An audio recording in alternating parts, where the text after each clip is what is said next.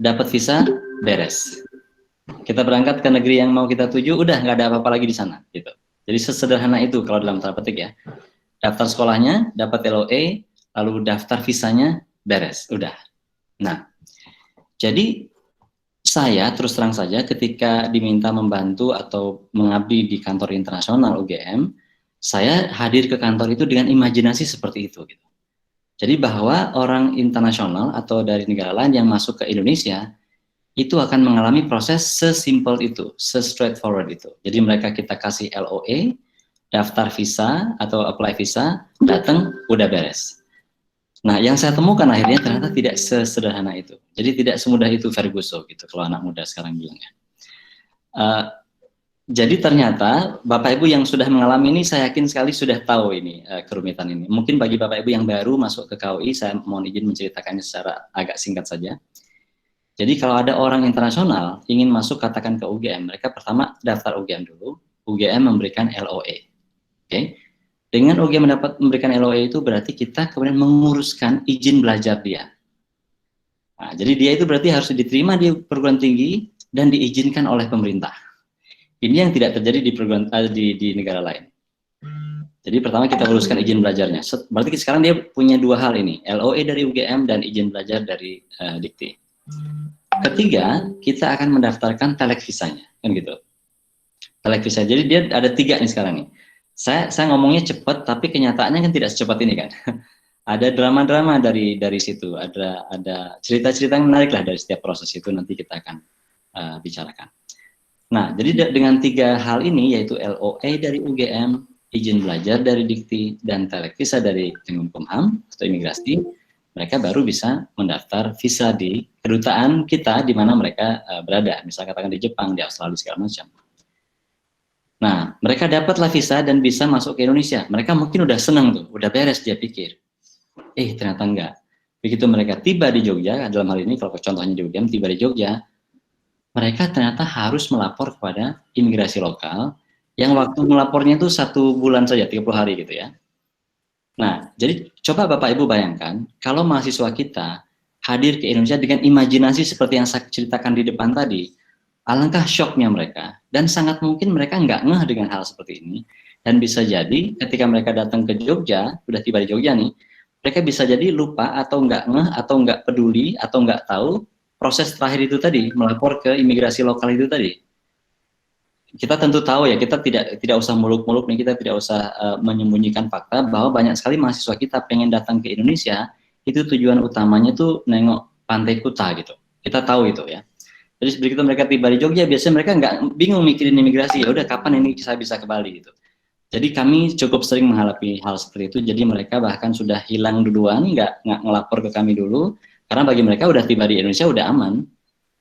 Dan mereka kemudian baru ngeh ketika waktu untuk melapor ke imigrasinya habis, yang 30 hari itu. Jadi Bapak Ibu bisa kebayang nggak, mahasiswa kita bisa statusnya overstay bahkan sebelum mulai kuliah, kan ngeri banget ya. Karena dia ternyata tidak berhasil mendapatkan ITAS itu tadi. Gitu. Nanti Mas Risa akan ceritakan. Jadi, saya memulainya dari cerita ini bahwa betul mahasiswa itu sangat penting bagi kita. Kita senang sekali kedatangan mahasiswa internasional. Tapi di sisi yang lain kita juga tahu bahwa prosesnya itu cukup berbeda dengan apa yang terjadi di negara-negara lain. Yang artinya juga mahasiswa kita, jadi bukan hanya kita yang menyesuaikan, terutama menurut saya adalah mereka yang tidak begitu mudah menyesuaikan. Karena imajinasi mereka tentang bepergian ke luar negeri itu ya seperti yang saya ceritakan di depan tadi gitu. Nah, dengan bermodal itu berarti mahasiswanya tidak begitu paham, kitanya sendiri yang harus bekerja sangat keras. Nah, itulah kenapa kok sharing soal imigrasi ini jadi penting. Saya tadi guyon sama Mas Risa, di Australia saya yakin banget tidak ada forum KUI yang membahas gimana proses imigrasi, yakin saya itu. Karena nggak ada yang perlu dibahas gitu, udah biasa aja prosesnya gitu kan. Maka di kita ini kan apa-apa menarik untuk dibahas karena memang penuh misteri gitu. Nah, jadi nanti yang akan bicara adalah teman saya, Mas Risa mana nih? Mas Risa kok belum nampak di saya atau udah nampak sebenarnya? Menyembunyikan wajah dulu Mas Risa. Ini misteri Pak. Maka, jadi matur nuwun sangat, terima kasih Mas Risa. Mas Risa ini aslinya Sunda sebenarnya, tetapi sudah lancar sekali bahasa Jawanya kayaknya. Ya, Mas, ya. Insya Allah. Baik, Bapak Ibu sekalian, saya kira begitu. Saya tadi izin ke Peti bicaranya 5 menit, tapi kayaknya saya sudah lebih dari 5 menit. Saya akan mendampingi teman-teman, Bapak Ibu semua, untuk mengikuti Mas Risa, dan nanti kalau memang diperlukan, saya akan juga nanti bantu menjawab pertanyaan. Oke, terima kasih. Kita kembalikan ke Peti. Oke, terima kasih banyak Pak Andi untuk prolognya. Iya itu bener Pak, apalagi Mas Risa yang merasakan sendiri ya di lapangan seperti apa. Nah, tanpa kita berpanjang-panjang lagi, biar langsung cus aja ke materinya. Monggo Mas Risa, waktu dan tempat, saya persilahkan. Oke, baik. Terima kasih Mbak Peti, Pak Andi. Bapak Ibu sekalian, Bismillahirrahmanirrahim. Assalamualaikum warahmatullahi wabarakatuh. Selamat siang, salam sejahtera untuk kita semuanya. Saya perkenalkan lagi diri saya Risa. Memang kadang-kadang orang-orang mengira saya perempuan karena lebih banyak yang panggil saya Mbak Risa, tapi ternyata saya adalah cowok tulen, insya Allah. Baik, Bapak Ibu sekalian, terkait dengan proses imigrasi ini memang tadi seperti yang Mbak Peti sampaikan dan Pak Andi sampaikan juga, ini kadang-kadang menjadi sesuatu yang sedikit tricky lah seperti itu ya.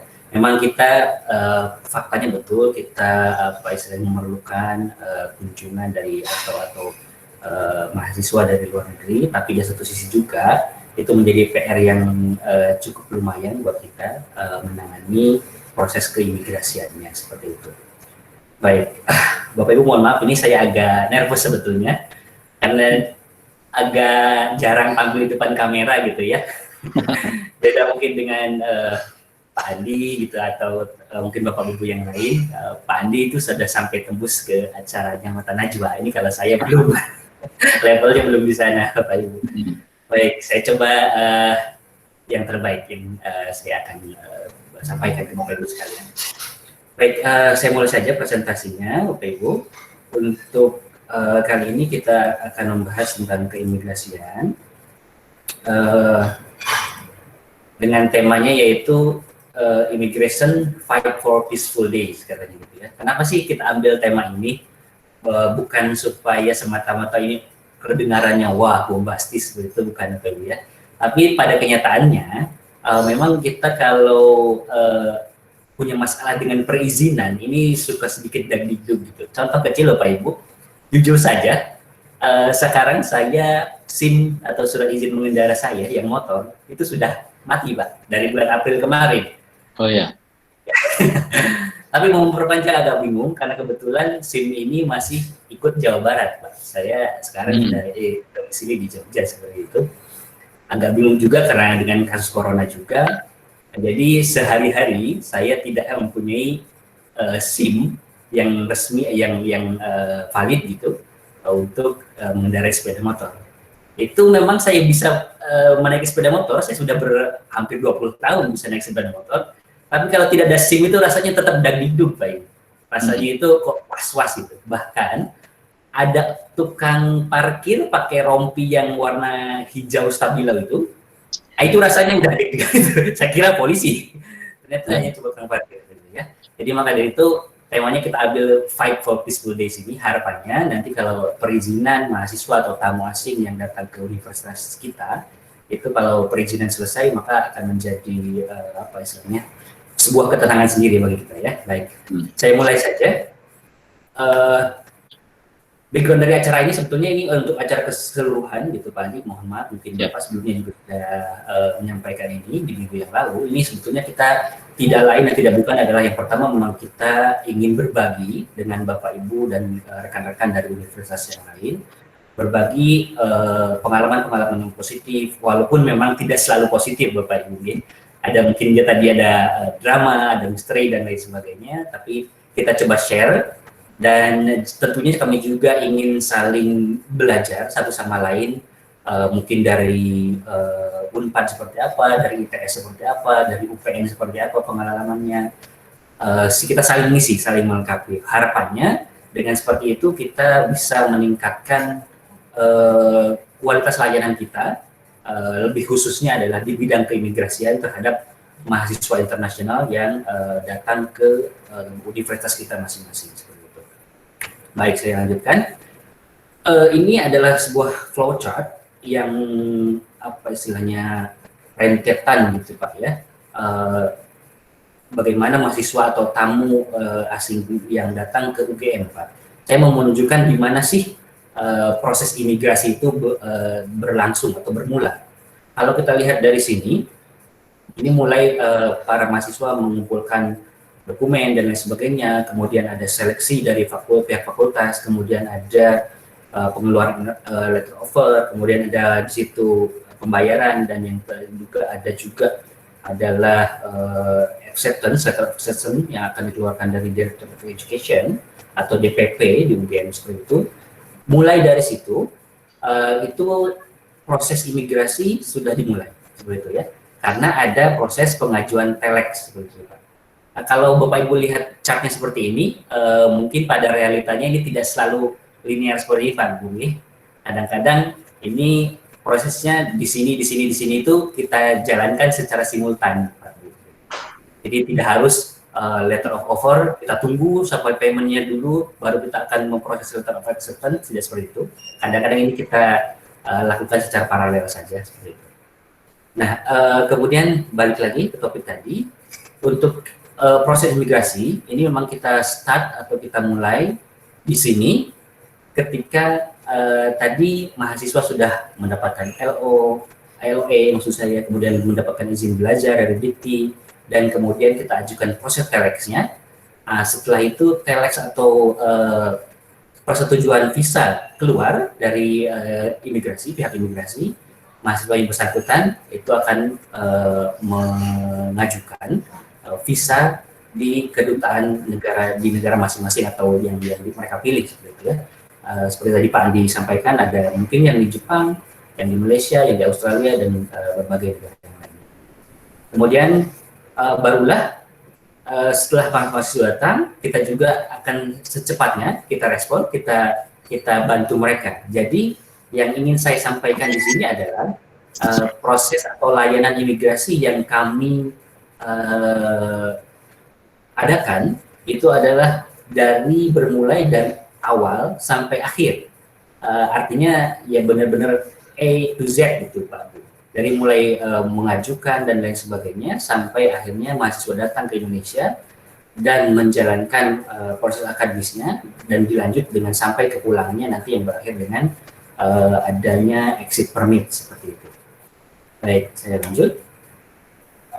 Nah, kenapa sih kami melakukan itu? Kami gampangnya atau memudahnya kita katakan sebagai one stop service dalam bidang keimigrasian. Ini tidak lain tidak bukan memang kita ingin membantu para mahasiswa atau para tamu yang datang ke UGM supaya mereka tidak terbebani gitu. Jadi supaya mereka datang ke Indonesia itu seperti tadi yang disampaikan Pak Andi itu sesuai dengan bayangan mereka ketika mereka datang ke negara yang lain. Jadi visa selesai, itu sudah bisa datang ke negara atau ke Indonesia itu dengan ya sudah selesai proses seperti itu saja. Nah, kami pun ingin istilahnya coba mengakomodir itu, jadi supaya mahasiswa atau tamu yang datang ke UGM itu tidak merasa terbebani dan merasa mudah saja datang ke Indonesia seperti itu. Efeknya adalah akan ada kesan yang baik, kesan yang positif, bahwasannya belajar di Indonesia ternyata mudah dalam proses keimigrasian, tidak sesulit itu ternyata gitu. Dan seterusnya adalah karena proses keimigrasian atau perizinan mereka sudah oke, maka mereka atau khususnya mahasiswa ini bisa berkonsentrasi lebih baik di bidang akademisnya seperti itu. Baik, selanjutnya saya akan berbicara mungkin mohon maaf sebelum itu, ini yang siapa saja sih yang kami layani. Kami dari Kantor Urusan Internasional UGM Universitas Gadjah Mada itu yang kami layani memang ada mahasiswa, kemudian ada juga dosen tamu, ada juga peneliti, dan juga adalah tamu-tamu kunjungan ke Universitas Gadjah Mada. Ini kami juga bantu. Baik, terkait itu untuk izin tinggal atau permit yang kami bantu ini biasanya secara normalnya umumnya ada dua Bapak Ibu. Permit ini ada dua tipe. Tipe yang pertama, kami adalah yang menggunakan limited stay permit atau ITAS, izin tinggal terbatas. Kemudian yang kedua, ini kami menggunakan socio cultural visa atau VKSB seperti itu ya.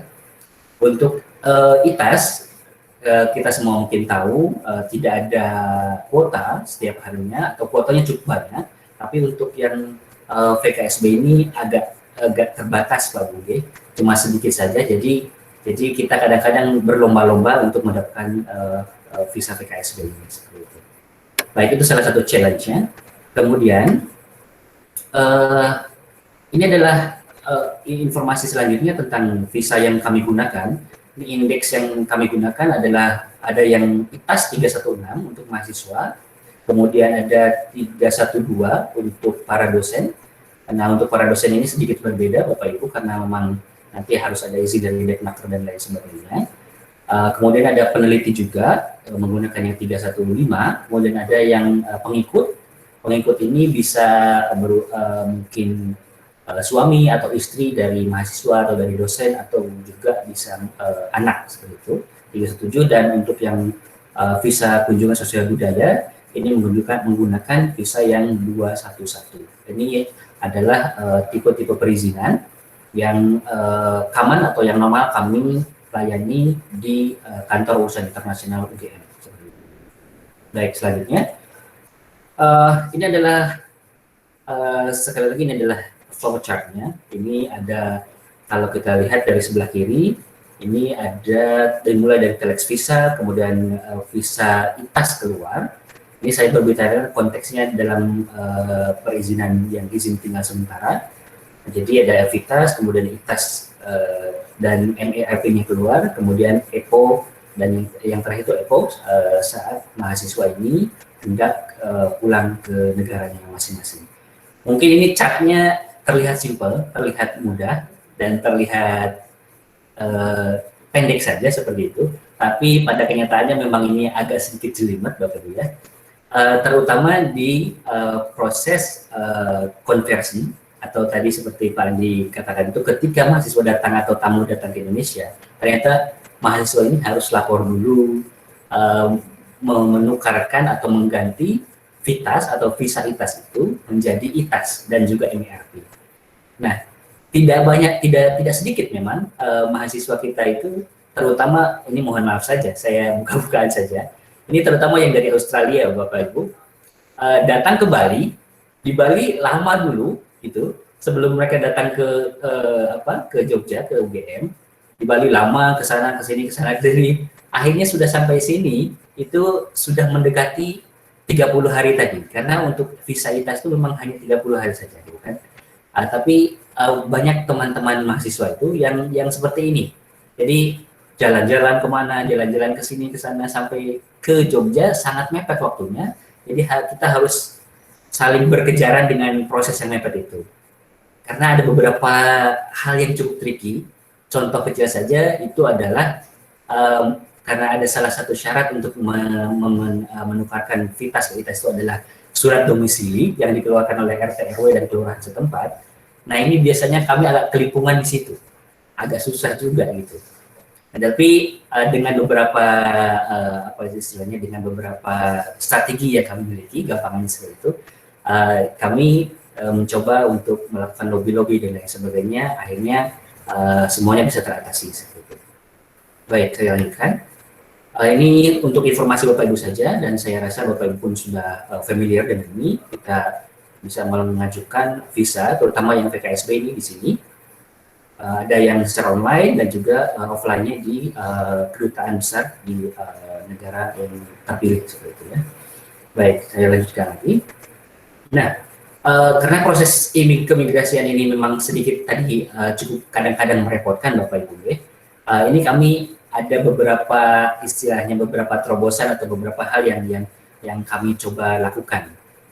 Yang saya sampaikan ini, yang pertama adalah kami mempunyai sayap organisasi, gampangannya seperti itu.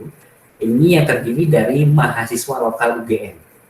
Nah, kami wadahi mereka-mereka itu adalah dalam satu organisasi namanya UGM Buddy Club. Nah, UGM Buddy Club ini adalah mahasiswa lokal yang kita kasih mereka itu kesempatan atau opportunities untuk mempunyai setidaknya exposure internasional dengan ketemu dengan mahasiswa-mahasiswa dari negara asing seperti itu. Mereka akan membantu kami mulai dari awal, betul-betul dari awal. Maksudnya adalah ketika mahasiswa itu masih berada di negara mereka masing-masing, ini mereka sudah dikontak oleh BADI yang ada di Indonesia, oleh mahasiswa kami, mahasiswa lokal maksud saya ya. Jadi mereka coba kontak, mereka coba berhubungan, begini begitu, apakah ada kendala dan sebagainya, mereka akan coba bantu. Sesampainya di Indonesia, setibanya di bandara maksud saya, para BADI ini juga langsung menjemput mahasiswa yang bersangkutan, Bapak Ibu.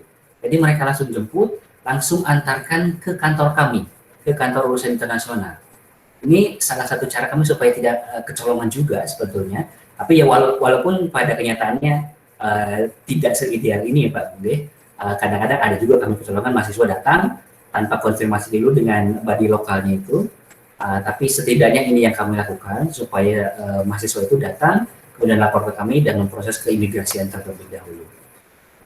Dan juga teman-teman dari BADI Club ini tidak hanya membantu dalam hal-hal keimigrasian sebetulnya, bahkan sampai mereka ini mencarikan kos Bapak Ibu. Jadi kos-kosan atau mungkin keperluan sehari-hari. Nah ini kita coba berdayakan teman-teman dari UGM BADI Club.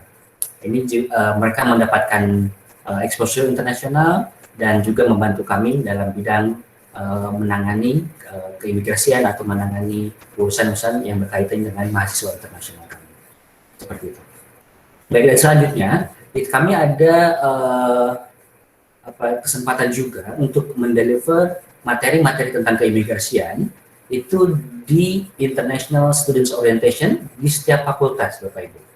Jadi di setiap fakultas yang ada yang memang mereka menerima mahasiswa internasional, ini kami masuk di Students Orientation. Kami coba jelaskan dari A sampai Z, ini adalah aturannya seperti ini, keimigrasian Indonesia, Anda mempunyai izin sekian bulan, sekian tahun, Anda harus memperpanjang seperti ini, syarat-syarat ini, harus mengumpulkan dokumen seperti ini, dan lain sebagainya.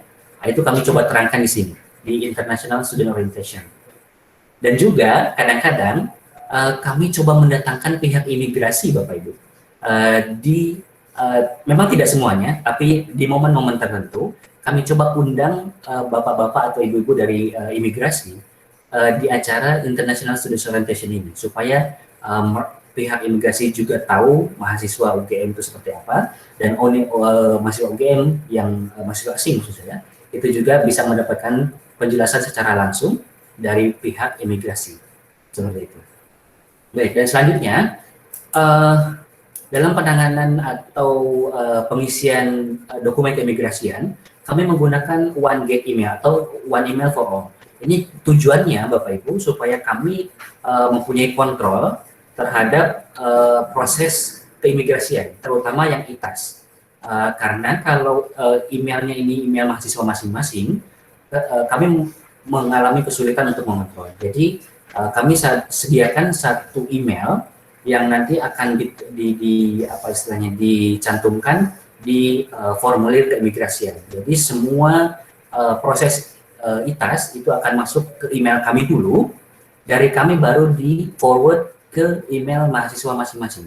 Jadi kami betul-betul mencoba untuk memastikan bahwa misalnya tidak ada kendala yang serius atau tidak ada masalah yang berarti yang terjadi dalam proses keimigrasian seperti itu. Baik, dan yang terakhir ini mungkin terakhir tapi sebetulnya agak penting sekali ya Bapak Ibu. Ini adalah kita membangun hubungan yang baik dengan pihak imigrasi. Maksudnya seperti apa? Ini kami mencoba pendekatan baik secara personal atau secara institusional, Bapak Ibu. Kalau secara personal, alhamdulillah kami ini ada satu staf senior saya di kantor urusan internasional, Pak Yono. Pak Yono mungkin bisa say hello dulu. Pak Yono sudah bisa dengar saya, Pak Yono? Siap, siap.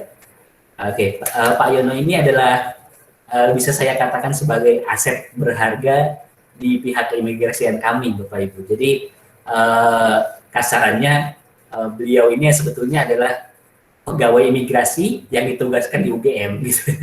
Padahal Pak Yono, jadi karena beliau ini sudah saking kenalnya dengan Bapak Ibu di pihak keimigrasian, jadi kami ini mempunyai aset Pak Yono yang sangat kami sangat bersyukur mempunyai Pak Yono karena banyak hal-hal yang beliau bantu seperti itu ya. Tentunya juga tadi saya sampaikan ada kedekatan secara personal dan juga ada kedekatan secara institusional. Contoh kecil saja Bapak Ibu sekalian, ini mungkin kedengarannya agak sedikit remeh mungkin ya, agak sedikit remeh, tapi cukup efektif gitu dalam membangun hubungan baik dengan pihak imigrasi. Contoh kecil di mana pihak imigrasi berulang tahun, Bapak Ibu, kami secara rutin mengirimkan karangan bunga ke pihak imigrasi. Ini mungkin kedengarannya ya simpel aja atau ya remeh-temeh, tapi alhamdulillah ini menjadi sebuah cara kami untuk mendekatkan atau apa istilahnya itu membangun hubungan yang baik dengan pihak imigrasi.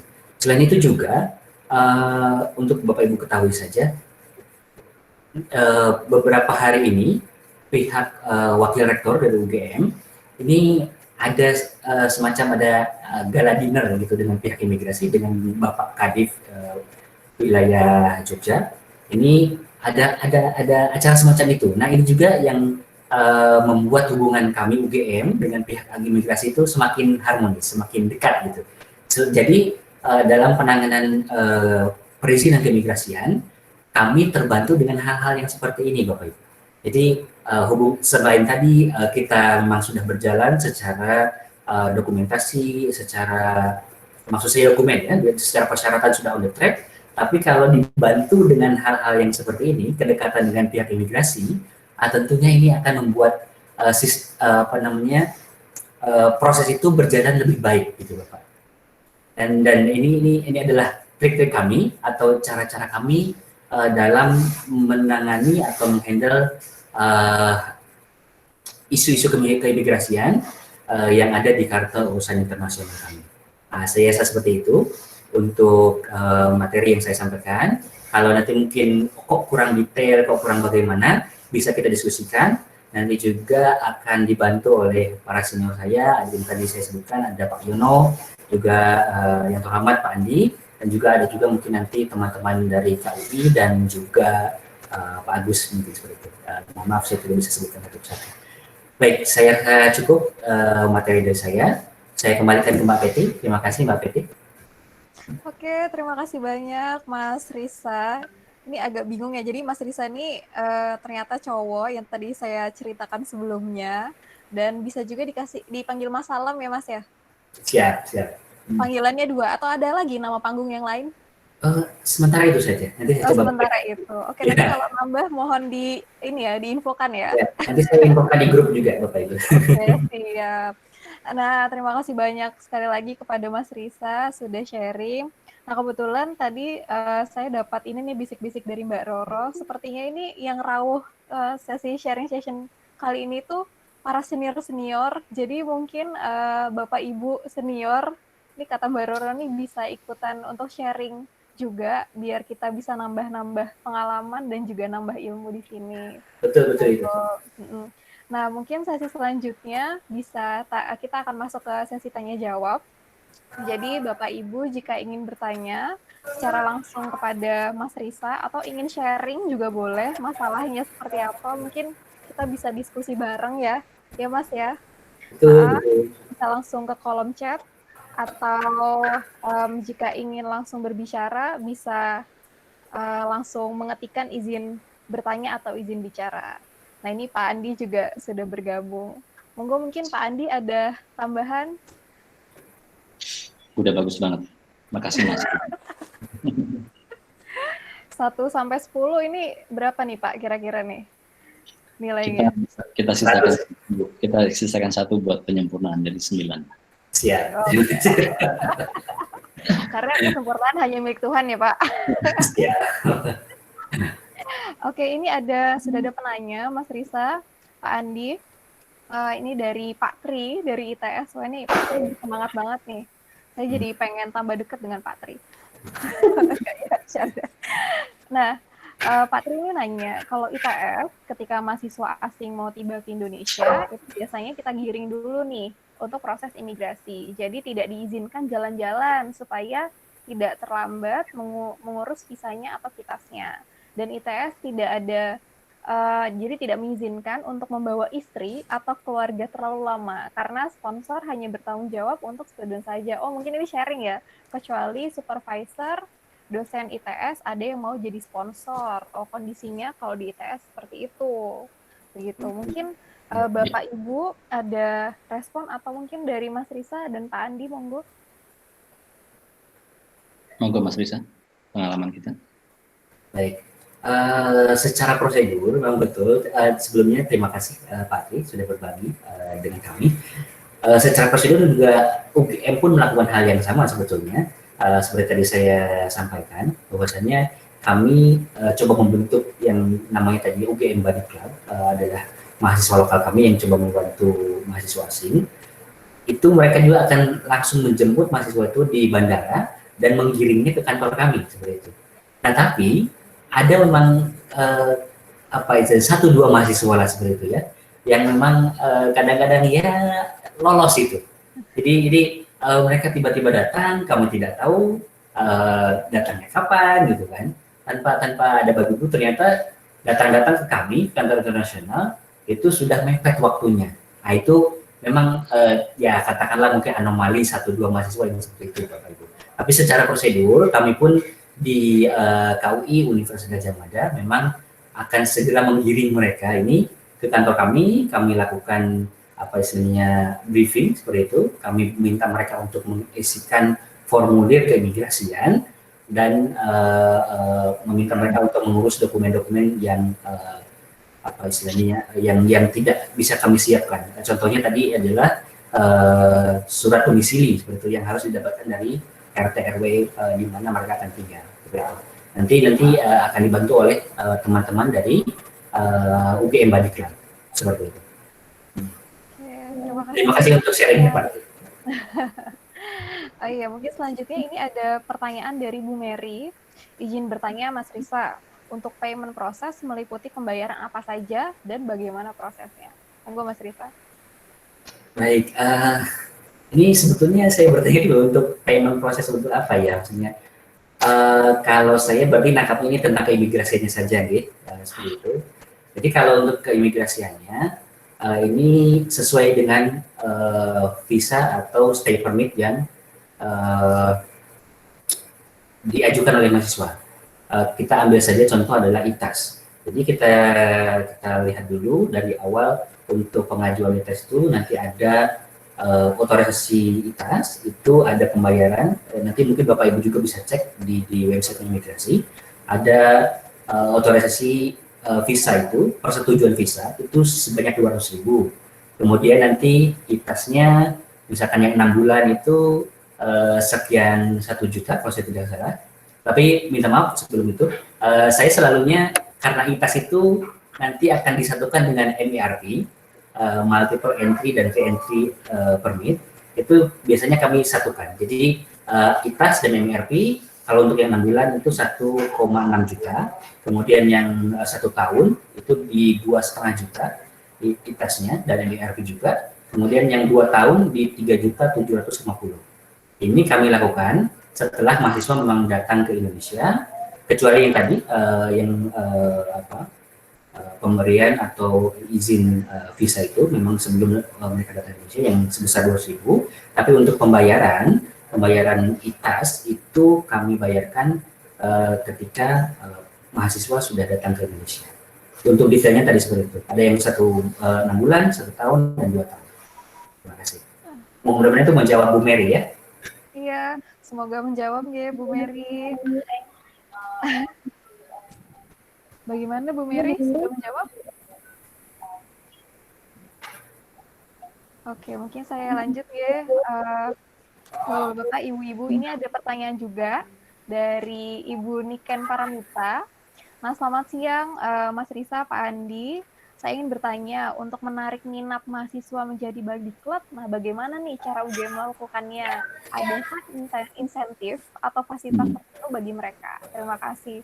Monggo mungkin Pak Andi bisa menjawab nggak, Pak? baik, terima kasih. Eh, kalau di UGM itu minat mereka untuk berinteraksi dengan mahasiswa internasional itu tinggi kebetulan. Jadi yang kami lakukan justru menyeleksi, tidak perlu lagi menolak kita ya, mungkin lebih banyak. Betul betul Pak, menolak menolak. Jadi intinya begini menurut saya. Menjadi anggota body club itu bukan bekerja atau bukan bercapek-capek, tapi mendapat banyak sekali manfaat gitu. Kira-kira mungkin kami ada di situasi itu. Mungkin memang karena minat mahasiswa kami juga cukup tinggi terhadap internasionalisasi, pergaulan internasional itu saya kira juga sangat membantu lah.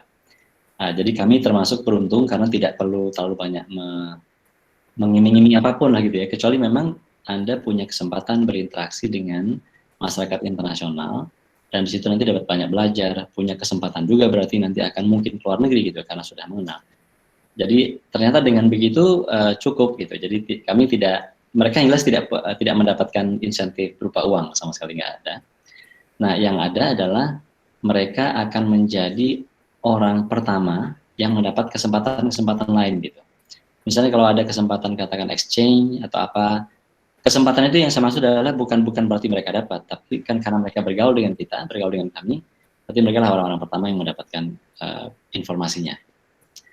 Informasinya mereka dapatkan pertama, kedua mereka sudah terbiasa bergaul dengan masyarakat internasional, otomatis dalam proses seleksi pun mereka akan perform lebih baik, dan itu saya kira wajar sekali. Jadi kemudian itu menjadi semacam insentif tak tertulis lah gitu. Jadi mereka akan saling paham bahwa jika kita jadi body club di UGM maka kesempatan kepada kita akan lebih banyak, jalannya lebih mulus gitu. Dan tidak ada yang lain sih saya kira ya. Kita tidak, kalau berupa finansial jelas tidak ada. Nah memang mereka kemudian mendapat ya banyak kerjaan sebenarnya, ngurusin misalnya apa, dinner mahasiswa internasional yang baru gitu.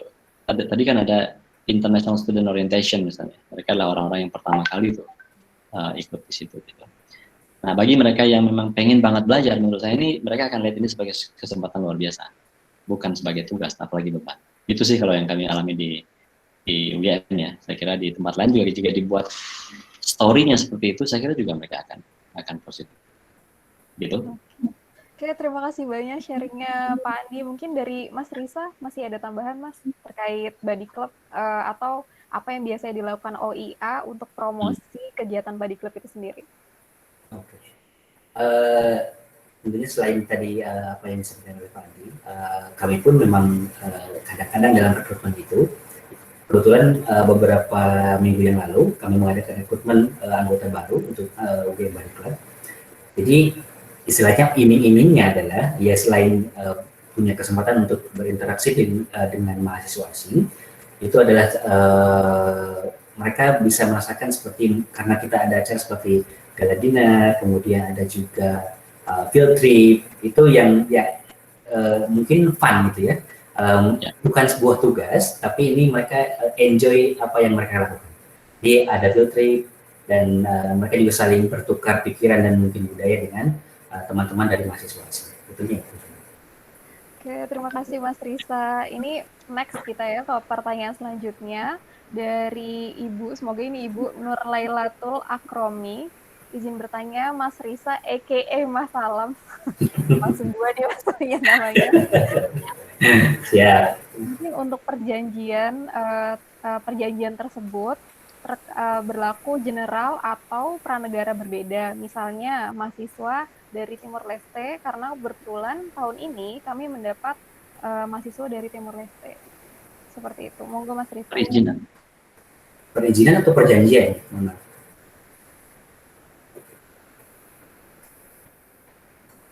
Perizinan. Perizinan? Ya. Oh, oke, baik. Kalau di kami di UGM, jadi yang saya alami begitu, ini tidak ada perbedaan apa itu untuk mahasiswa. Jadi dari negara manapun untuk prosedurnya adalah sama. dari telex visa dan lain sebagainya, kemudian sampai ke keluarnya ITAS, itu saja. Jadi untuk prosedurnya tetap sama, mau dari Timur Leste atau dari manapun, kecuali memang ada negara-negara yang istilahnya dapat notis gitu. Jadi negara-negara rawan, ini memang ada prosedur yang berbeda. Ini harus ada dari A, B, C yang lainnya gitu. Jadi tidak semudah atau tidak sama dengan teman-teman dari negara yang lain. Seperti itu. Mungkin saya boleh tambahkan sedikit karena Mas Risa udah bagus banget cerita soal ada negara yang memang beda gitu. Saya mau ceritakan detail bedanya karena saya mengalami. Jadi kalau Bapak Ibu, kalau Mas Risa bilang sama dalam konteks kita memang tidak pernah menetapkan syarat berbeda untuk orang dari negara berbeda. Itu maksudnya sama. Berbedanya adalah pada cara pemerintah kita memberikan izinnya. Gitu. Jadi kalau syaratnya semuanya sama. Tapi perbedaannya cara pemerintah memberikan izinnya. Misalnya dari negara yang tadi kalau Mas Risa bilang negara yang rawan gitu ya, itu memang pemerintah kita lebih berhati-hati memberikan surat izin tinggal. Dan saya kira ini sangat wajar lah karena perbedaan situasi politik di negara itu, perbedaan ideologi dan segala macam. Nah, jika misalnya ada negara dari negara tersebut, ada orang dari negara tersebut, maka mereka namanya itu melalui proses clearance house gitu. Jadi ditanya-tanya dulu kira-kira gitulah, dikonfirmasi apakah beneran ini orangnya seperti ini segala macam. Nah, jika ada orang dari negara tersebut, maka kami dari UGM akan dipanggil tuh oleh Jakarta. Gitu, ada timnya tuh ya. Kita dipanggil, dikonfirmasi apakah memang betul Anda mengundang orang ini, apakah betul dan segala macam programnya apa dan segala macam. Nah, kalau yang lain tadi nggak perlu begitu, semuanya udah langsung dapat aja. Nah, ini kalau memang ada orang dari negara tersebut, jadi dipanggil. Misalnya yang akan ke Jakarta tidak harus saya, bisa jadi salah satu dari kami, atau bisa saja fakultas. Misalnya nih, fakultas hukum mengundang orang dari negara X yang rawan tadi. Meskipun segala surat dan segala macam dari saya tanda tangannya, ketika nanti dipanggil ke Jakarta untuk mempertanggungjawabkan aplikasi ini, bisa saja yang berangkat itu orang dari fakultas, karena mereka mungkin lebih tahu gitu programnya apa, berapa lama di sini dan segala macam lah ya. Nanti ngapain saja di sini bisa saja.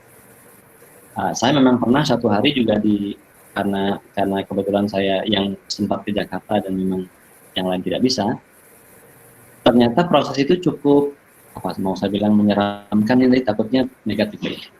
Jadi intinya ada sekitar 14 atau 15 orang dari instansi berbeda itu duduk itu kayak U shape gitu.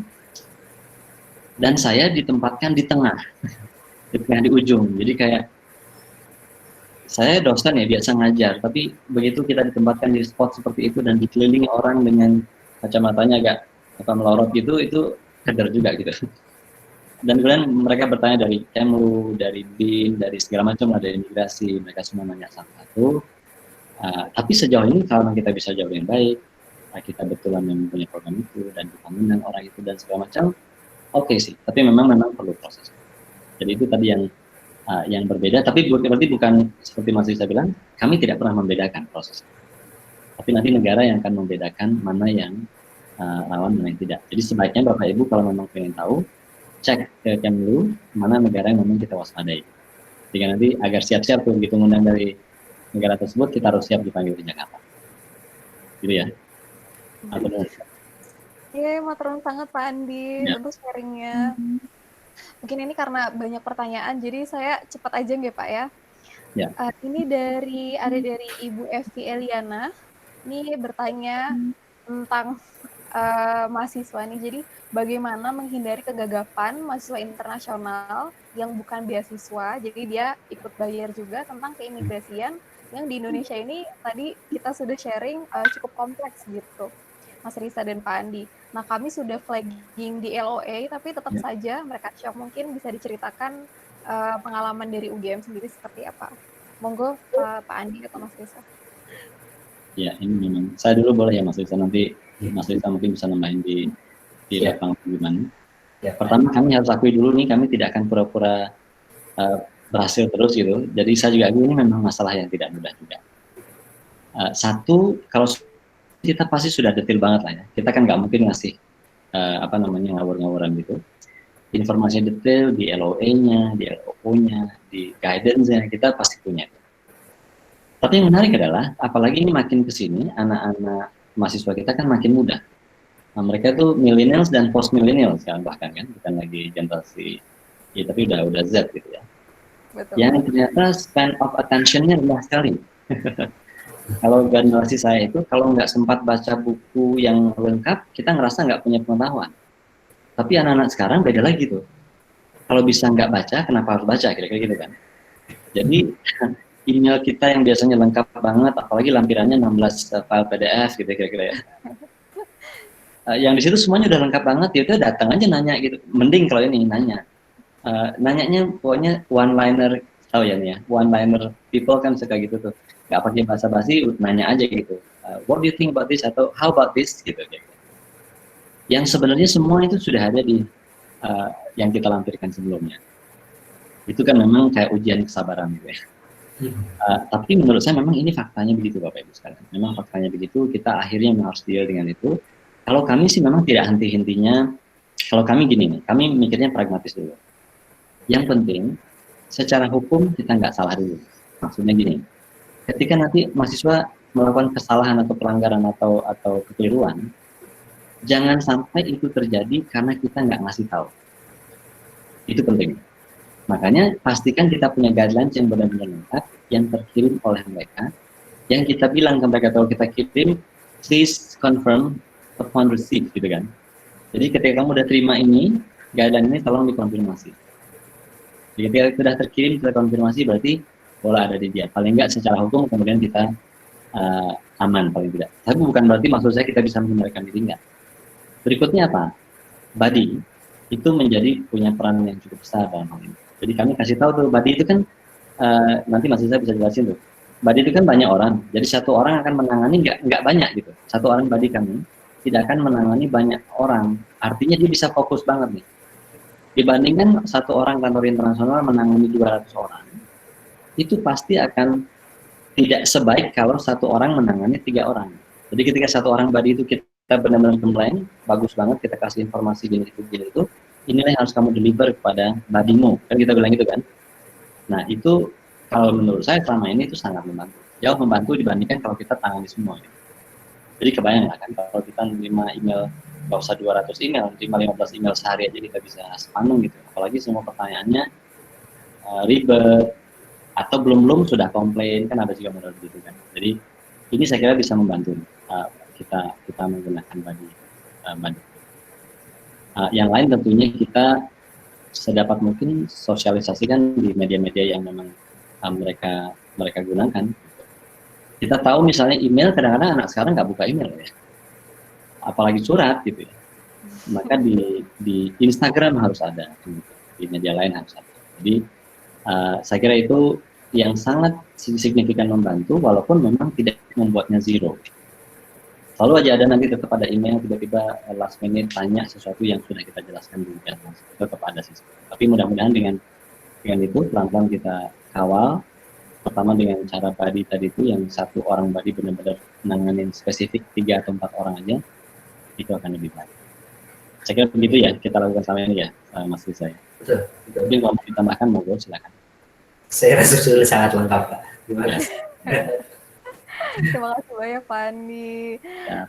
Semoga menjawab ya Bu Evi. Nah selanjutnya ini ada pertanyaan dari Ibu Nafisatul Lutfi.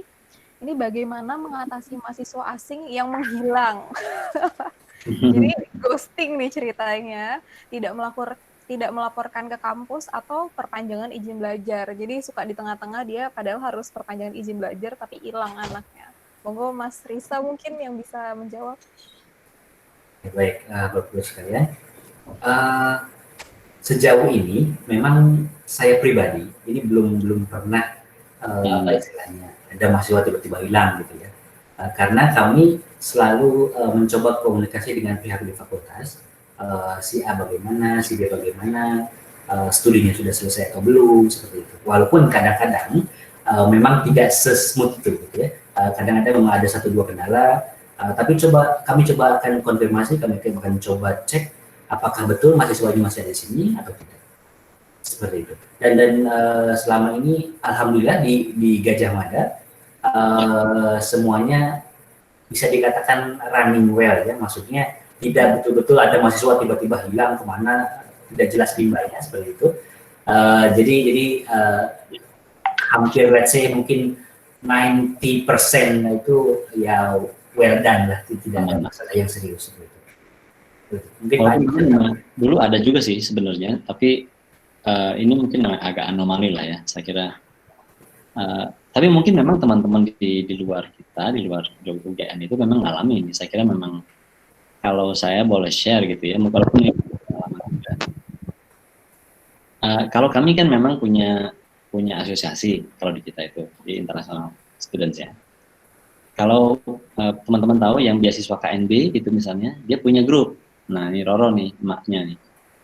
Jadi ya, siapa? Itu Roro udah tahu pokoknya seluk-beluknya, pacarnya siapa, anaknya itu tahu semua tuh Roro. Jadi kalau ada satu aja yang hilang lebih dari 2 jam, Roro tahu ya. Artinya asosiasi ini penting saya kira. Ketika misalnya satu grup kata KNB gitu ya, atau Dharma Siswa gitu kan. Kalau Dharma Siswa, Mbak Putri namanya di tempat kami yang nangan. Jadi dengan cara memecah-mecah mereka secara positif menjadi grup-grup yang saling mengontrol, itu menurut saya itu akan membantu kita. Nah, saya nggak tahu nih cerita teman-teman di perguruan tinggi lain bagaimana, apakah misalnya, tapi kalau mahasiswanya memang sedikit gitu mungkin atau cuma 2 mungkin tidak bisa bikin asosiasi, tapi kalau memang bisa itu salah satu. Sekarang kami punya misalnya Student Association ya, Roro ya. Jadi student itu membentuk grup yang ya kalau kita dulu belajar di luar negeri itu PPI lah gitu ya, Perhimpunan Pelajar Indonesia misalnya. Nah, dengan kami bersahabat dengan pengurusnya ini lumayan membantu, paling enggak kemudian ketika ada masalah atau yang hilang segala macamnya itu kita bisa lebih cepat lah. Itu sih saya bayangkan ya, kalau misalnya nanti di kita terjadi seperti itu, kita akan manfaatkan jalur-jalur organisasi seperti ini yang relax, tidak formal tapi efektif gitu. Karena kadang-kadang kan orang tuh mau curhat ke temannya tapi tidak mau konsen ya kan gitu. Jadi kalau temennya kita ajak temenan juga, harusnya sih kita bisa lebih mudah dapat informasi seperti itu. Kalau Mas Rizan kebetulan karena baru dia memang so far kayaknya oke Mas ya, nggak ada kejadian yang hilang atau apa gitu. Ya, terima kasih Pak Andi. Mungkin Bapak Ibu, ini kalau topik terkait mahasiswa, bagaimana menghadapi mahasiswa yang hilang, itu akan kita bahas di sesi ke-6 dengan judul Dealing with International Student. Jadi, monggo nanti bisa rawuh juga ke acara kita di sesi ke-6. Masih jauh ya, masih bulan depan. Tapi monggo nanti kita akan cerita lebih dalam lagi terkait seluk-beluk, habis itu drama-drama yang ada di mahasiswa gitu, seputar mahasiswa internasional. Nah, ini ada pertanyaan selanjutnya dari Pak Franky Agus Ediwena. Penanganan mahasiswa yang hilang tadi bagaimana gitu? Itu sudah terjawab. Terus biasanya langkah-langkah yang ditempuh jika terjadi seperti itu dan berkaitan dengan visa yang habis, langkah-langkah UGM seperti apa? Monggo mungkin dari Pak Andi bisa menjawab. Ya, visa habis ya tadi ya? Visa habis. Yang jelas memang kami kan bekerja erat sekali dengan imigrasi. Ini saya kira penting juga. Saya kira ini pendekatannya memang satu kekeluargaan gitu, bahwa mahasiswa itu harus merasa kita benar-benar orang tua mereka.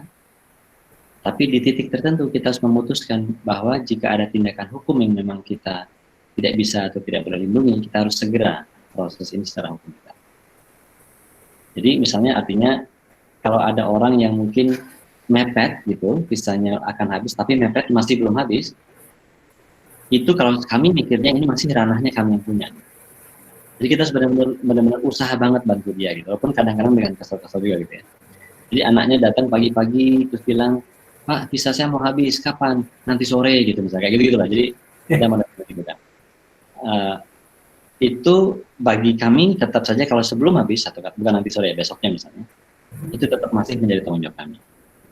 Nah, disitulah tadi Mas Risa bilang soal hubungan baik itu menjadi penting sekali dalam hal ini. Saya atau pimpinan kami biasanya juga selain kita proses semua prosesnya semua misalnya dengan cepat, saya akan kontak kepala imigrasi atau segala macam gitu ya, dengan menceritakan bahwa memang Tapi memang menurut saya ini harus dengan sangat hati-hati kita lakukan dengan sangat baik karena kita tidak ingin melanggar hukum. Tapi kita betul-betul ingin comply dengan hukum. Cuman situasinya seperti ini, kita mengharapkan ada semacam kebijakan atau kebijaksanaan. Nah, karena hubungan yang baik tadi, kalau memang masih bisa ditolong karena misal waktunya mepet saja, sejauh ini sih di UGM kita hampir selalu bisa lah gitu ya menangani itu. Misalnya imigrasi kemudian memberikan fasilitas yang karena mereka pada dasarnya ingin melayani juga kan, mereka juga tidak ingin repot sebenarnya, kita tahu itu. Karena nanti kalau udah repot perlu istilahnya nangkep orang, perlu menahan mereka di imigrasi, itu segala macam itu semua ada konsekuensi pembiayaan. Mereka sebenarnya nggak suka melakukan itu kan. Jadi kalau memang kita bantu mereka agar tidak sampai begitu, imigrasi juga sejauh ini menurut saya sangat kooperatif. Nah, tapi kalau misalnya sudah sampai beneran telat, gimana gitu kan? Ya, secara hukum memang kita harus comply. Kita bilang kepada mereka bahwa namanya telat itu konsekuensinya seperti ini. Ada duit di situ kan, ada dendanya tuh. Per hari berapa sekarang? 1 juta ya? 1 juta, Pak. Itu kan banyak banget tuh. Jadi artinya memang mau tidak mau kita harus comply dengan itu. Jadi makanya sekarang karena kita tahu bahwa ini dananya 1 juta segala macam, itu kan baru naik tahun lalu ya, Mas ya? Kalau nggak salah ya. Sekitar tahun lalu. Ya, jadi artinya sebelum itu betul-betul kita brief, ketika nge-brief mahasiswa ini benar-benar kita sangat ketat. Bahwa kalau kamu sampai telat segala macam, perharinya itu segini. Kalau orang-orang bule yang biasa pakai dolar mendengar kata 1 million kan mereka langsung pingsan tuh biasanya. Jadi kita gunakan imajinasi rupiah yang keren ini kan untuk membuat mereka merasa ini serius banget urusannya. Jadi saya kira gitu sih kalau memang jadi kalau sebelum terjadi apa yang kita lakukan, kalau setelah terjadi gimana kita memahami. Saya kira begitu. Jadi kita benar harus bekerja sama banget lah dengan imigrasi. Sebenarnya dulu banget ada juga kejadian mereka satu orang saya ingat dari suatu negara gitu overstay. Kalau sudah overstay ya udah kita proses hukum. Jika memang ada kan kadang-kadang begini, ada pemutihan, ada pengampunan, itu tetap kita coba diskusikan dengan baik. Jika memang itu ada, nanti kita bantu mereka untuk mengurus administrasinya. Jadi ada dulu mahasiswa yang dari sebuah negara, mereka udah overstay, kemudian paspornya habis. Itu kita bantu menguruskan dengan kedutaannya sendiri, kedutaan terdekat. Kebetulan waktu itu di sini tidak ada kedutaannya di Jakarta, kedutaannya adanya di Malaysia. Ya memang jadi repot banget, tapi gimana lagi? Nah, harus ada di tim kami yang mengantar dia dan segala macam. Jadi dramanya cukup cukup panjang dan melelahkan. Tapi itu yang kami lakukan. Semoga tidak terjadi pada teman-teman yang juga berurusan dengan hal seperti ini. Matur Oke, matur nuwun sangat Pak Andi. Dari Mas Risa, apakah ada tambahan Mas? Oh tidak, itu cukup. Oke. Pak Andi sudah sangat lengkap. Sudah expert. banyak masalah itu ya. Oh, makin banyak orang makin banyak masalah biasanya Pak. Ini ada juga nih, kita balik lagi ke topik Body Club dari Ibu Wiwi Afrida. Nah ini mohon izin bertanya, untuk terkait Body Club ini, siapakah pesertanya? Maksudnya anggota Body Club, apakah mahasiswa, dan mungkin kriteria mahasiswanya seperti apa? Dia boleh S1K, S2K, S3K? Nah itu, monggo. Mungkin Mas Risa ya yang bisa menjawab, monggo Mas. Oke, baik. Ini sebetulnya tadi sudah sangat dijelaskan dengan panjang lebar oleh Pak Andi, seperti itu. Tapi kalau siapa sih yang boleh join dengan Body Club? Itu kalau sementara ini kami memang teman-teman mahasiswa tentunya yang lokal, dan untuk kebanyakan ini yang dari S1 gitu. Dari teman-teman S1 saja. Jadi mereka-mereka yang dalam tanda petik ya kegiatannya mungkin tidak terlalu banyak, dalam tanda petik juga masih ada waktu yang senggang, itu menjadi salah satu kriteria kami juga ketika kami merekrut. Jadi kalaupun mahasiswa itu justru kalau mahasiswa itu terlalu banyak, katakanlah terlalu banyak acara, terlalu banyak mengikuti organisasi, ini menjadi satu pertimbangan khusus juga untuk kami gitu. Jadi kami takutkan walaupun let's say contohnya dia memenuhi kualifikasi A, B dan C, tapi ketika kami cek ini orangnya terlalu banyak mengikuti sebuah beberapa kegiatan, kami takutnya di body clubnya atau dalam membantu mahasiswa asing nanti tidak terlalu baik seperti itu. Jadi ini memang menjadi konsiderasi kami ketika merekrut teman-teman mahasiswa. Itu saja. Untuk kompensasinya, seperti tadi Pak Andi sudah jelaskan, tidak ada kompensasi atau benefit yang berupa financial, tentunya tidak ada ke sana. Hanya memang teman-teman mahasiswa itu mempunyai banyak kesempatan untuk belajar berorganisasi, belajar setidak-tidaknya mendapatkan international exposure. Dan tadi apalagi kalau misalkan ada kesempatan-kesempatan seperti exchange ke luar negeri, itu karena mahasiswa ini sering berinteraksi dengan kami di KUI, maka mereka mempunyai informasi yang lebih mendapatkan informasi yang lebih cepat daripada teman-teman mahasiswa yang lainnya. Itu saja sebetulnya. Ya. Oke. Sama kadang-kadang ada ini juga, ada personal development ya, kadang mereka lakukan itu ya, kayak Betul Pak. Mungkin kita datang siapa yang bisa ngajar kayak atau speaking atau cara bikin CV gitu ya, kita bisa juga. Iya Pak. Itu saya menambahkan itu dalam beberapa kesempatan Pak Andi ini sering mementori teman-teman di lokal body untuk how to deliver speech gitu ya. Jadi supaya mereka berkembang atau ya development-nya ada di situ. Gitu. Ya. Nggak usah sebut nama. Oke, itu terkait body club. Mungkin kalau misalnya kriterianya sendiri, apakah ada semester tertentu gitu atau bagaimana, Mas? Kalau untuk semester biasanya kami tidak ada tidak membatasi ya, tapi memang tadi kami coba juga melihat apa namanya itu tidak kesibukan masing-masing dan semesternya tidak kami sangat ketatkan di situ. Bukan menjadi titik berat sebetulnya. Oke, mungkin kalau misalnya boleh saya sharing sedikit gitu, salah satu benefitnya yang mungkin diterima oleh mahasiswa anggota Body Club, mereka bisa ikutan acara-acara yang biasanya kami adakan, yang biasanya hanya yang diundang itu hanya dosen atau orang-orang tertentu. Seperti kemarin itu ada Raja dan Ratu Inggris yang datang, nah itu ada beberapa teman kita di Body Club yang juga membantu. Jadi punya kesempatan dalam tanda kutip untuk ketemu dengan orang-orang terpandang gitu, nggak semua mahasiswa di UGM khususnya itu bisa dapat kesempatan itu. Oke, mungkin saya lanjut ya. Masih banyak soalnya ini pertanyaannya. Oke, ini ada Mbak Lia dari KUI Fapet. Ini internal nih, izin bertanya. Mungkin Mas Risa yang bisa menjawab. Apakah bedanya surat keterangan tempat tinggal dan surat domisili, Mas? Soalnya dulu waktu kami akan perpanjangan ITAS 2 peneliti di fakultas, sempat terkendala karena yang diminta adalah SKTT. Nah, monggo Mas Risa mungkin bisa menjawab. Oke. Kalau ini sangat simpel. Untuk surat domisili itu yang mengeluarkan adalah dari pihak kelurahan. Tapi dimulai dari RT, RW, kemudian naik ke kelurahan. Kalau untuk SKTT itu yang mengeluarkan adalah pihak Dukcapil di kabupaten, levelnya kabupaten ya. Jadi memang kalau untuk perpanjangan ITAS itu akan ada satu persyaratannya adalah SKTT. Gitu. Tapi untuk mendapatkan SKTT biasanya itu juga dipersyaratkan surat surat domisili yang didapatkan dari RT RW dan kelurahan. Oke, terima kasih. Semoga menjawab ya. Ini Bu Lia dari Fapet. Nah ini selanjutnya, wah ini Pak Tri lagi nih. Sepertinya Pak Tri dari ITS sangat bersemangat.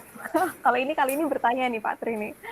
Jadi mau tanya, karena kondisi COVID-19, paspor itu kan beberapa mahasiswa atau peneliti atau dosen asing itu sudah habis, sedangkan kedutaan itu belum buka. Nah, bagaimana perpanjangan izin kitasnya? Atau sekarang imigrasi sudah buka, apakah bisa perpanjangan kitas?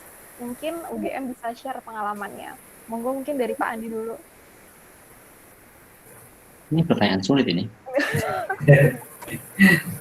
Mas Tri, boleh nggak saya pas gitu ya, pas. Memang agak tricky. Kalau seingat saya, nanti Mas Risa ingatkan saya. Pemahaman saya selama 3 bulan terakhir ini kita kayaknya belum pernah alami ini gitu Mas. Yang habis paspornya dan kedutaannya belum buka. Kayaknya sih belum gitu ya kalau saya. Ini mohon maaf, kedutaan di Indonesia atau kedutaan di Indonesia? Kan misalnya gini, kalau yang saya paham ini katakan ada orang dari Inggris nih. Iya, Pak. di UGM gitu, dosen misalnya kan, mereka paspornya yang habis. Kalau paspor itu urusannya kan dengan kedutaan dia di sini kan gitu kan. Oke, oke. Nah, sementara kedutaannya tutup gitu. Hmm. Ya kan? Kalau paspor aja nggak bisa diperpanjang, otomatis IPAS nggak bisa diproses kan gitu. Betul ya gitu logika saya yang membaca ini. Ya, betul, betul. Ini saya kira memang satu hal yang kalau seingat saya sih, saya belum pernah dilaporin ada kejadian begini di kita. Betul nggak Mas Risa? Betul, Pak. Dalam 3 bulan terakhir ini selama Ya. COVID memang belum ada kejadian.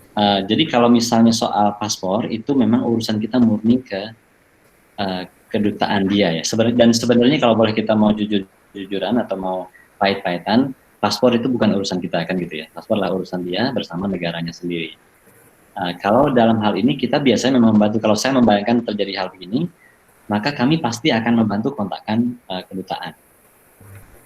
Yang akan bantu kontakkan kedutaan. Saya yakin kalaupun misalnya kantornya tutup karena COVID, tapi kan sebenarnya operasinya nggak tutup. Ya kan, mereka kan working from home segala macam kan, seperti semua kedutaan kita di luar negeri juga lah. Jadi kalau saya mengalami ini akan kami kontak kedutaannya dan menceritakan hal ini bahwa ada warga negara Anda di tempat kami yang mengalami begini, kira-kira begitu kan? Mohon bantuannya atau arahannya. Saya yakin juga tutupnya karena COVID mereka pasti tidak akan menurunkan layanan.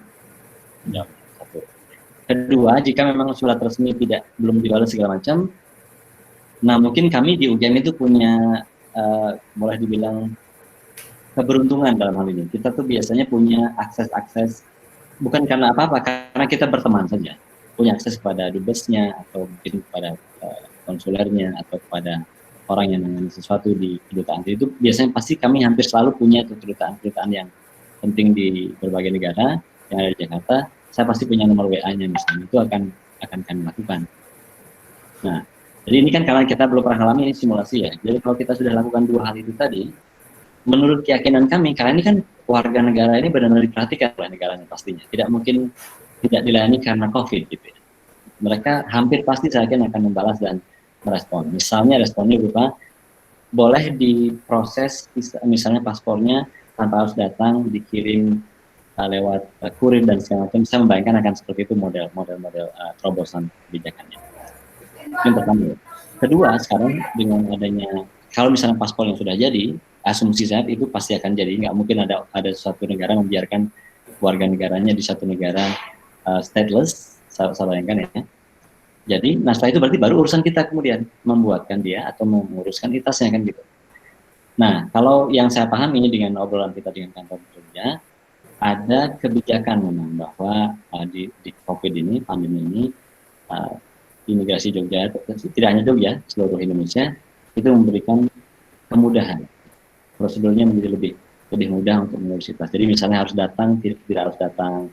Kalau misalnya mereka tadinya itu harus keluar negeri ke Malaysia, tidak harus ke Malaysia. Itu beberapa hal itu sudah kami pernah bicarakan dan bisa. Jadi ada namanya pemberian izin tinggal dalam keadaan darurat, kayak gitulah ya. Jadi karena ini dianggap sebagai global pandemi adalah situasi kedaruratan, saya yakin itu akan tetap bisa diberikan. Jadi gitu ininya. Jadi apa yang tadi saya sampaikan itu sebagian simulasi karena kami belum pernah mengalaminya, sebagian juga informasi yang benar yang bagian kedua tadi imigrasi itu saya bisa bertanggung jawab. Jadi kalau kita punya hubungan dekat dengan imigrasi, harusnya hal tadi itu aman sih menurut saya di pihak kita. Kecuali nanti kalau soal paspornya memang kita tidak bisa pegang kendalinya penuh karena itu bukan urusan kita. Tapi dengan logika tadi harusnya juga mereka bisa membantu. Saya kira begitu, mudah-mudahan bisa ngasih insight. Walaupun mungkin belum tentu benar ya, tapi saya bilang. Semoga menjawab. Mungkin Mas Risa ada tambahan, Mas? Sudah terjawab sangat baik. Saya rasa tadi hampir saya memahaminya adalah untuk ITAS-nya saja gitu. Ternyata paspor yang ditanyakan. Kalau paspor memang betul, tapi sesuai dengan yang disampaikan Pak Andi, kita selama 3 bulan di COVID ini belum ada kasus mahasiswa yang paspornya habis. Seperti itu, Pak. Kalau ITAS-nya sudah banyak, karena memang sesuai dengan Permen kemarin nomor 11 itu, mereka mendapatkan perpanjangan secara otomatis begitu, Pak. Kalau untuk paspor memang jujur saja kami belum ada mengalami masalahnya seperti itu. Itu saja. Oke, terima kasih Mas Risa dan Pak Andi. Semoga menjawab. kita langsung next ke pertanyaan berikutnya. Ini ada dari Ibu Sarimaya Ningrum. Apakah betul bahwa ketika masa kita mahasiswa asing berakhir, mereka akan mendapatkan perpanjangan izin tinggal keadaan terpaksa selama 30 hari saja secara otomatis, ataukah mereka akan apakah mereka akan mendapat kemungkinan untuk mendapatkan perpanjangan lebih dari 30 hari? Terima kasih. Ini case-nya mungkin Bu Sari ini ketika COVID atau dalam kondisi normal? Saya rasa COVID bikin Mbak Betty. Ya. COVID ya? Oke. Monggo. Mas Risa. Baik. Kalau berkenaan dengan ITAS, tadi sebetulnya saya sudah agak menyinggung sedikit. Itu terkait dengan Permenkumham RI nomor 11 tahun 2020.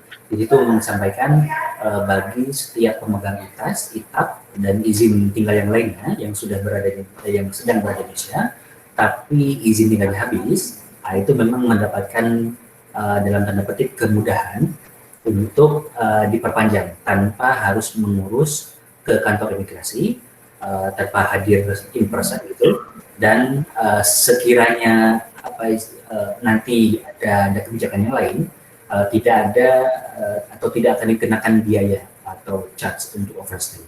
Jadi kalau Bapak Ibu monggo silahkan mungkin bisa googling Permenkumham RI nomor 11 tahun 2020, bisa disebutkan bahwasanya setiap pemegang izin tinggal yang sudah habis masa validnya itu akan mendapatkan keringanan, dapatkan perpanjangan secara otomatis tanpa harus hadir ke pihak imigrasi.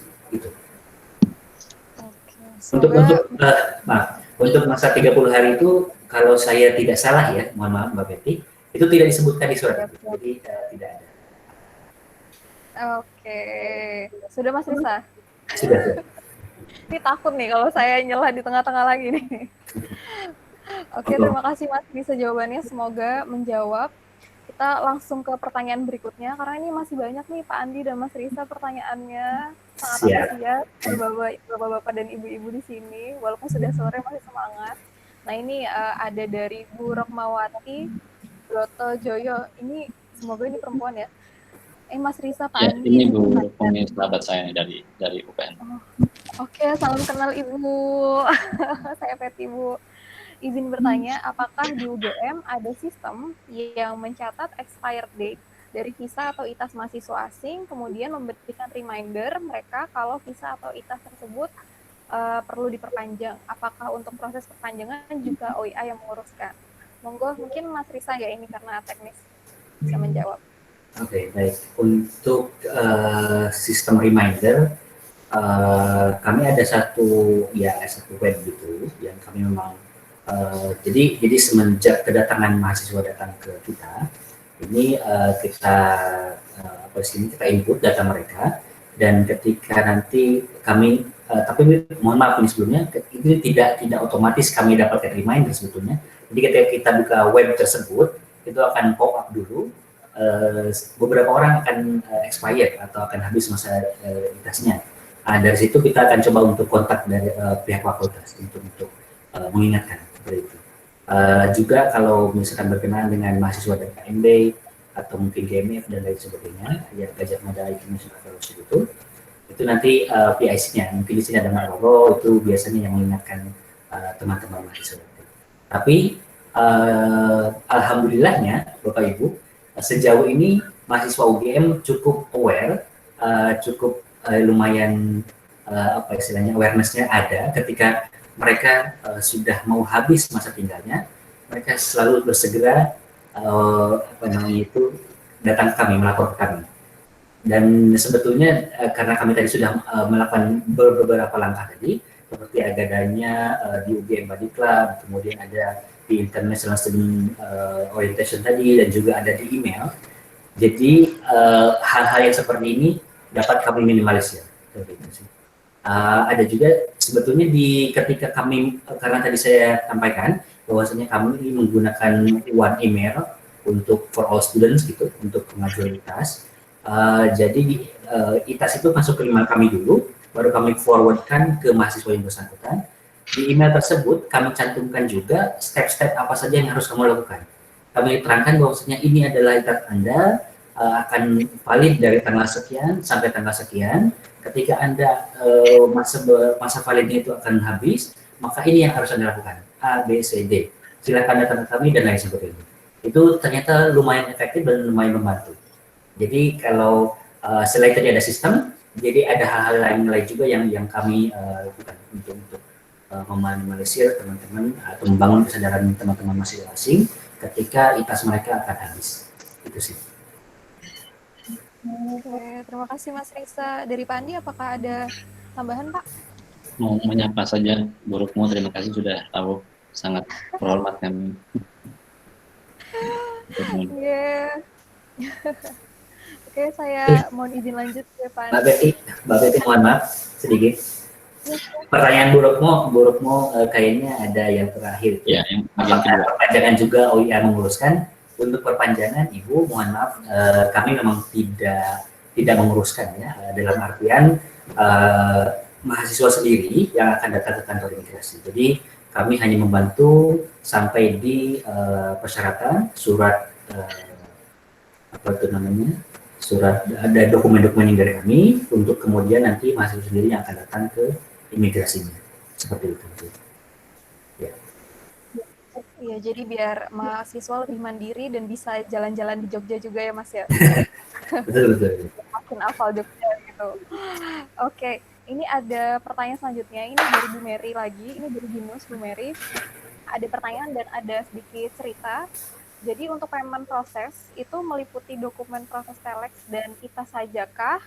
Nah ini untuk sharing, itu tadi pertanyaannya. Untuk sharingnya, sedikit sharing di BINUS, payment proses meliputi pembayaran telex saja dan melalui BINUS. Karena BINUS telah membayarkan dulu ke Dirjen Imigrasi sebelumnya. Jadi pembayaran ITA student asing akan membayarkannya langsung ke pihak imigrasi.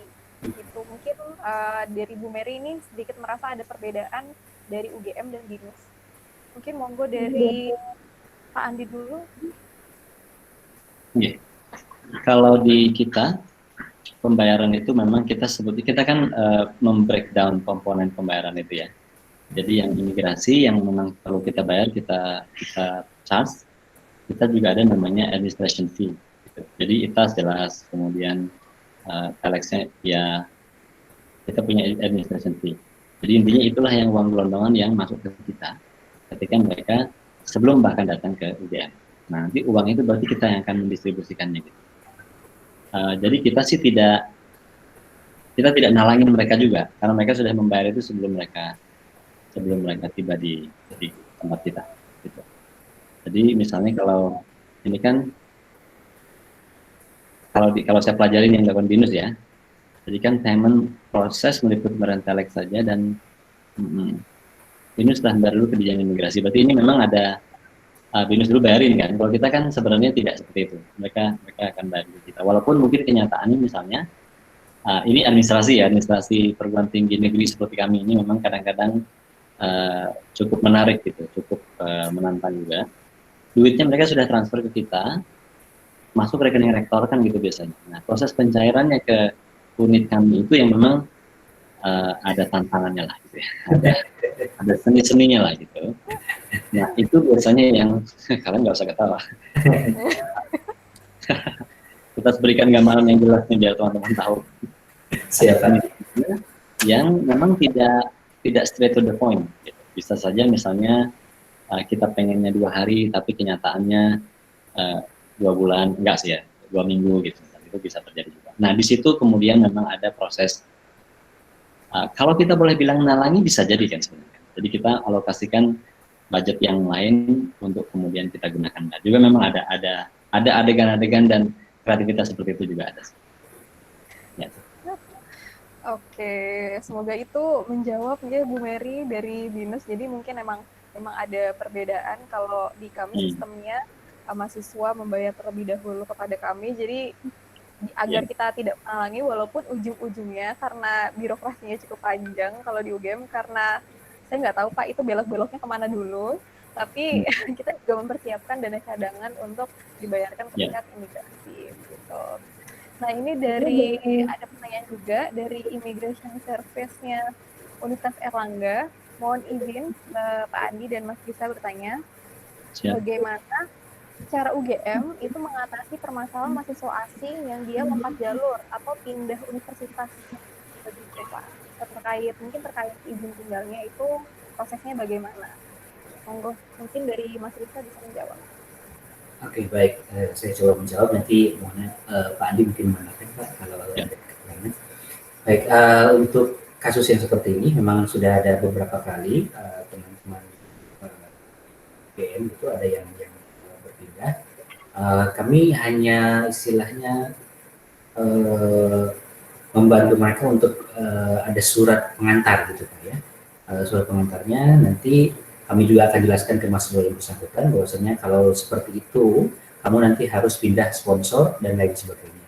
Diurus apa namanya perpindahan kantor imigrasi dan lain sebagainya. Untuk sponsornya kami lampirkan surat itu sebagai surat keterangan seperti itu Pak. Itu kalau UGM melakukannya seperti itu. Ya. Mungkin tambahan Mas Risa. Oh iya, Mbak Roro silahkan. Mbak Roro. Oh iya. Mohon izin Pak Andi. Gimana Pak? Oh udah, tadi nggak muncul wajahnya. Oh iya. Oke, mohon izin Pak Andi.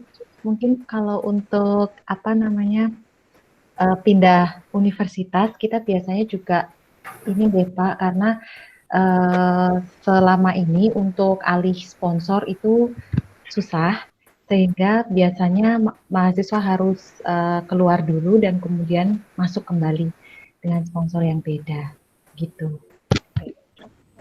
Itu mungkin Pak. triknya ya Mbak Roro ya. Dari apa? UGM. Itu mungkin sedikit trik dari UGM untuk mempermudah proses perpindahannya. Iya, walaupun secara mahasiswa juga mungkin ini ya, aduh kenapa sih harus keluar dulu terus masuk lagi gitu kan, biasanya ada komplain lagi. Biasanya kalau ada komplain gitu dijawabnya apa Mbak? Roro ya, kabar ya Mas. Aduh. Kalau nanti ngeyel ya silahkan dengan Pak Andi ya Mas. Itu real situation-nya nih Bapak-Bapak Ibu. Oke, terima kasih Mbak Roro atas sharing-nya. Mungkin dari Pak Andi ada yang tambah? Ada beberapa sih yang sebenarnya yang kita selalu pastikan itu, orang pindah universitas itu kan sebenarnya it tells something kan tentang universitas yang lama gitu. Nah itu yang mau kita tahu juga sebenarnya. Jadi sebelum kita bicara soal proses administrasi tadi, kenapa dia pindah gitu kan? Lalu apa dampaknya kalau dia pindah? Itu juga kita pikirin kan. Walaupun mungkin kita nggak bisa satu, tapi menurut saya itu saya selalu bilang gitu ke teman-teman. Katakan misalnya dari UII misalnya gitu di Jogja pindah ke UGM atau sebaliknya. Ini kan seperti orang yang left group kan. Orang yang left group itu sebenarnya tell something kan gitu, yang dia tidak mau katakan. Nah artinya itu juga perlu kami tahu kenapa itu. Apakah memang betul karena ketertarikan bidangnya saja, atau dia punya kasus di situ kita nggak pernah tahu. Jadi yang mungkin kita juga perlu pahami. Yang pertama, kalau yang proses tadi saya kira betul, Mas Risa, Mbak Roro sudah menyampaikan. Kalau secara administratif yang paling aman ya kita comply saja dengan segala aturan kan. Karena kan memang ini ada syarat dari imigrasi gitu. Karena nggak boleh switch sponsor kan, nggak boleh switch sponsor gitu aja gitu. Harus ngulang dari awal gitu. Tapi kan kemudian bisa disiasati sedikit paling tidak, misalnya kalau dia asalnya dari Amerika Latin kan tidak harus pulang ke negaranya, dia bisa melakukan itu di negara terdekat misalnya kan juga paling tidak gitu. Jadi artinya kita harus dengan clear sekali mengatakan itu di depan bahwa ini adalah konsekuensinya. Sejauh ini sih oke-oke aja. Kalau memang mereka mau masuk ke ujian, mereka akan terima konsekuensi itu walaupun dengan agak tidak begitu happy kadang, tapi karena mereka ingin memperjuangkan hal lebih besar, mungkin paling tidak mereka oke aja. Gitu saja. Terima kasih banyak Pak Andi. Ya benar sih di kenapa mereka pindah sponsor itu kita juga perlu tahu ya Pak ya. Kita bisa mengira-ngira nanti ke depannya ketika ada pindah sponsor itu apa yang bisa kita lakukan seperti itu. Nah ini ada pertanyaan berikutnya dari Ibu Pujianiki. Ini izin bertanya. Mungkin ini pertanyaannya bisa dijawab oleh Mbak Roro karena ini terkait admission sepertinya Mbak. Apakah sebelum LOA diproses itu mahasiswa harus sudah membayarkan admission fee atau apakah bisa dibayar setelah program dimulai bersamaan dengan tuition fee? Monggo mungkin Mbak Roro nih yang lebih expert dan lebih menguasai. Topik berikutnya itu. Iya. Nanti kita masih ada kok Bu, topik-topik terkait admission ada di sesi berikutnya. Tapi monggo Mbak Roro dijawab dulu. Oke, baik. Terima kasih Ibu. Mohon izin Pak Andi. Ya. Untuk pembayaran di Ibu ini, pada dasarnya di tempat kami itu nanti seleksi kita kita serahkan ke fakultas untuk seleksi akademik. Kemudian setelah ada informasi dari fakultas bahwa yang bersangkutan diterima, informasi tersebut ke OIA. Kemudian nanti OIA baru menagihkan uang ke mahasiswanya, selamat kamu sudah diterima di program ini, bla bla bla. Kemudian silahkan membayar dengan yang sesuai yang kita tagihkan tadi, ada visa, kemudian ada tuition fee, dan lain sebagainya. Setelah itu, baru ketika nanti mahasiswa sudah membayar, baru kita terbitkan LOA dari universitas. Begitu. Jadi tadi ada notifikasi dari fakultas, namun notifikasi tersebut ke kantor urusan internasional, kemudian dari KUI menginfokan ke mahasiswa bahwa kamu sudah diterima dan harus membayar sekian. Setelah membayar, baru kita menerbitkan LOA yang dari universitas dan kita juga memproseskan visanya. Begitu. Oke, terima kasih banyak Mbak Roro yang cuma rawuh tapi akhirnya ikutan menjawab ya Mbak. Saya mungkin Iya, Mbak. Terima kasih Roro. Saya duga yang dimaksud oleh Bu Puji ini juga Bu Puji Yaniki, ini teman saya dari Udayana ini, betul ya Bu ya? Adalah admission fee, tuition fee, mungkin di situ letak fokus perbedaannya. Jadi kalau boleh saya deklarasikan dulu bahwa di UGM itu kita tidak ada admission fee. Jadi kalau orang mau daftar saja ke UGM itu kan nggak bayar kan? Betul nggak Roro? Betul Pak. Jadi kalau dia misalnya katakan ikut summer program, tidak ada istilah admission fee-nya berapa dan tuition fee berapa, yang ada adalah tuition fee. Gitu. Jadi kalau misalnya orang masuk ke S2 UGM, dia tidak membayar uang pendaftaran istilahnya. Yang dia bayar nanti adalah memang ya tuition fee gitu. Jadi uang sekolah. Maka kemudian tidak ada penarikan admission fee-nya. Jadi ketika mereka mendaftar ke sistem kita, mereka tidak bayar apa-apa untuk mendaftar itu. Kemudian tadi persis Roro bilang, kemudian kita ngecek dokumen mereka udah lengkap, tapi kita tidak menilai secara akademik kan gitu. Lalu kita forward ke fakultas yang bersangkutan, fakultas kemudian mengatakan, ya dia diterima secara akademik. Nah disitulah kemudian kita nagih, yang seperti Roro sampaikan tadi. Tapi tagihannya berarti bukan lagi admission fee, tapi tuition fee gitu. Berapa yang akan mereka harus bayar nanti ketika masuk di fakultas tertentu. Jadi ini menarik, saya kira perlu mudah-mudahan saya memahami dengan benar ini ya. Jadi karena memang mungkin ada di universitas lain yang ada uang pendaftaran masuknya gitu. Yang kalau setahu saya nih di yang kita alami selama ini, kita tidak punya uang pendaftaran, yang ada adalah ya uang kuliah gitu kan. Kasarnya gini, kalau ada orang nih mendaftar di S2 International Relation gitu, dia daftar aja, nggak bayar. Tapi kalau nanti dia diterima di sana, lalu dia membayar. Betul ya, Roro gitu ya kita sama ini. Iya Pak, jadi setelah diterima baru mahasiswa akan membayar tuition fee. Ada juga ini Pak, apa namanya? Administration fee, ya itu. Ya, tapi bukan uang pendaftaran. Nah, jadi bukan uang pendaftaran, tapi artinya SPP-nya tadi, katakan SPP-nya 10 juta gitu. Lalu administration fee itu terdiri dari seperti yang tadi saya bilang, kitasnya berapa, telex berapa kan gitu kan. Lalu ada uang tambahannya lagi. Itu kalau nggak salah total jadi berapa sih sekarang 100, benar ya? Itu tergantung ininya Pak, 6 bulan, 1 tahun atau 2 tahun. Ya. Jadi intinya di luar uang yang akan dicaskan untuk visa, telex segala macam, itu juga ada tambahannya. Yang penting sekarang untuk dijawab adalah kami memang ngecas itu setelah mereka setelah mereka dinyatakan diterima. Tapi sebelum dapat LOA, ya kan? Jadi di kami biar nanti agak clear ya Bapak Ibu sekalian, mungkin Ibu Pujianiki yang lebih memerlukan ini. ketika mereka mendaftar ke kita, lalu dinyatakan diterima oleh fakultas, itu mereka mendapatnya bukan LOA, tapi kalau kami nyebutnya letter of offer. Karena kami masih baru offer aja ke dia. Karena bisa jadi kan orang daftar, tapi bisa jadi dia daftar 3 atau 4. Kita terima, tapi dia nggak ngambil, kan bisa jadi kan. Jadi kita kasih offer, nah offer itu dikonfirmasi dengan cara bayar gitu. Di sini dia membayar. Begitu dia bayar tadi tuition fees-nya dan administration fees-nya, lalu kemudian kita yakin dia mau ke UGM, baru kita kasih LOA. Oke, clear ya? Oke, terima kasih banyak Pak Andi dan Mbak Roro. Semoga bisa sangat menjawab dan menggambarkan bagaimana bisnis proses untuk admission sendiri dan proses pembayarannya di UGM ya Pak. Oke, ini masih ada beberapa walaupun sudah jam segini. Mungkin Bapak Ibu kita akan lanjutkan sampai jam 4 nggih maksimal. Jadi Bapak Ibu, jadi sesuai dengan jam kerja, biasanya pulang jam 4. Nah, ini kita akan selesai jam 4 juga. Nah, ini ada pertanyaan lagi dari Ibu Rima Amalia, izin bertanya pada Mas Risa dan Pak Andi, bagaimana jika ITAS tidak diperpanjang atau terlambat ketika perpanjangannya? Apakah mahasiswa atau peneliti asing harus memproses ulang seperti di awal? Mungkin monggo Mas Risa secara teknis lebih. Monggo. Baik, saya coba untuk jawab Ibu Rima. Ini maksudnya tidak dalam konteks COVID kayak ini, konteks biasa atau bagaimana? Mungkin bisa umum. Baik. Ya. Kalau dalam konteks umum, artinya ini terjadi overstay seperti itu. Jadi kalau ada overstay, memang nanti akan ada proses hukumnya, seperti tadi yang disampaikan oleh Pak Andi juga. Kita comply dengan itu, ada proses hukum.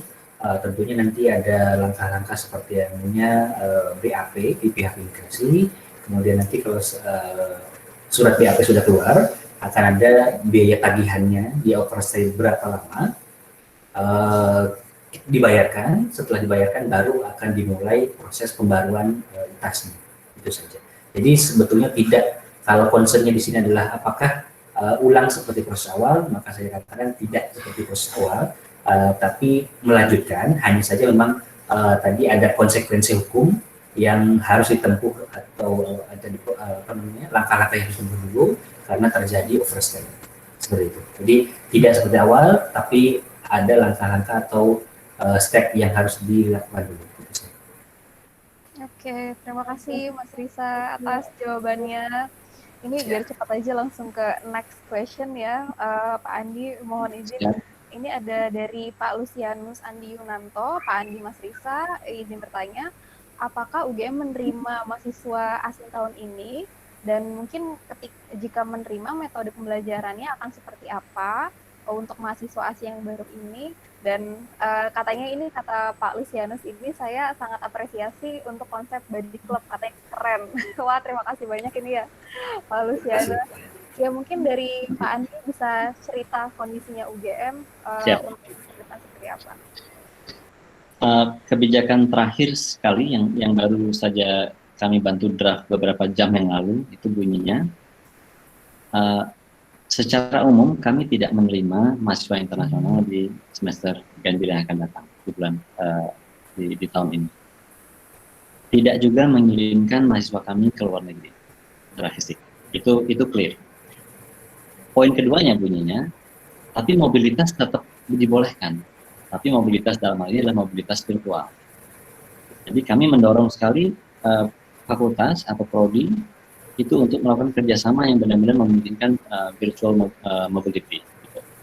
Jadi misalnya kenapa kami dorong ini? Contohnya kalau UGM kan punya international program IUP. IUP itu kan mensyaratkan harus ada international exposure, keterpaparan internasional. Jadi bayangkan gara-gara COVID, karena COVID ini bisa 6 bulan, bisa setahun, kita nggak tahu. Kalau itu benar-benar kita benar-benar kaku, tidak ada mobilitas, berarti ada orang yang akan terlambat lulusnya karena ini misalnya. Itu kami terus terang juga antisipasi berusaha untuk tidak terjadi. Makanya kemudian mobilitas yang dimaksud atau international exposure yang dulu kita maksud adalah mobilitas fisik, sekarang diganti atau diadaptasi dengan mobilitas virtual. Gitu. Jadi artinya pertukaran fisik selama tahun ini diusahakan zero. Okay. Kemudian pertukaran virtual didorong justru.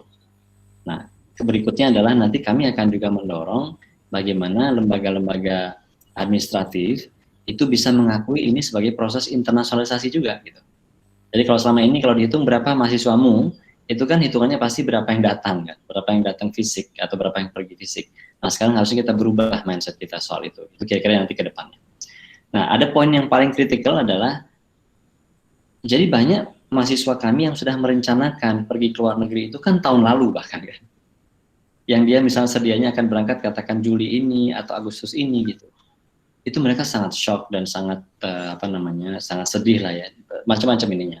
Nah, untuk kejadian-kejadian yang khusus banget seperti ini, kami tetap membuka ruangnya. Kami akan teliti case by case sangat detail kemana dia menuju, bagaimana kebijakan negara itu, bagaimana situasi pandemi di negara itu dan segala macam. Dengan memperhatikan ini dengan sangat-sangat detail dengan melibatkan banyak pihak di UGM, maka bisa jadi mobilitas fisik itu akan tetap diizinkan. Oke, kami saya bilang bisa jadi, tapi kami tetap berpatokan pada poin pertama tadi itu. Mobilitas fisik itu sebaiknya zero.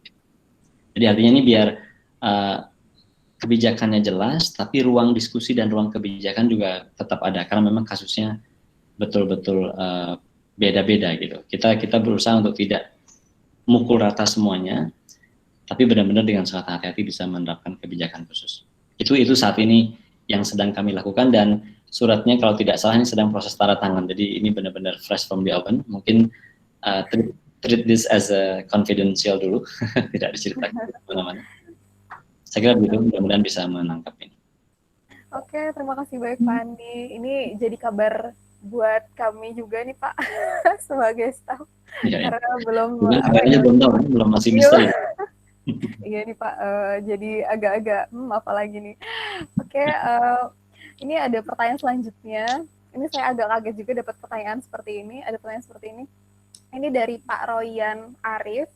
Ini bagaimana protokoler OIA UGM apabila ada mahasiswa asing yang meninggal dunia atau drop out? Terima kasih. Mungkin Pak Andi yang dapat menjawab. Monggo Pak. Yang jelas kami berharap tidak akan pernah ngurusin ini ya, terutama yang poin pertama ataupun kedua gitu. Kami harus jujur, kami belum punya protokol secara spesifik untuk hal ini. Betul nggak Roro? Roro ini senior saya nih di kantor. Pak Andi, mohon izin Pak, belum ada yang spesifik. Dulu pernah ada yang kecelakaan tunggal dan meninggal Pak. Waktu saya juga belum lahir di KUI Pak, tapi itu zamannya Mbak Putri, mungkin Mbak Putri juga ada di sini.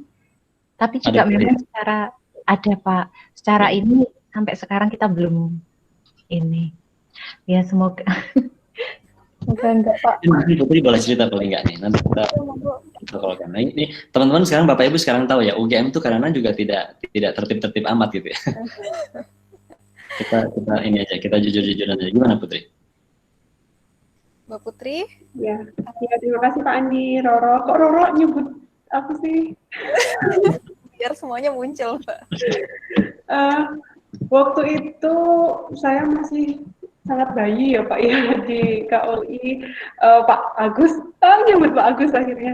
Pak Agus yang menangani Pak. Jadi kalau nggak salah waktu itu KUI berkomunikasi dengan kedutaan besar, orang tua, kemudian sampai pengiriman jenazahnya kembali ke negaranya. Ya. Tapi kita koreksi dengan kedutaan ya. Kalau drop out mahasiswa Mbak Roro ada yang pernah?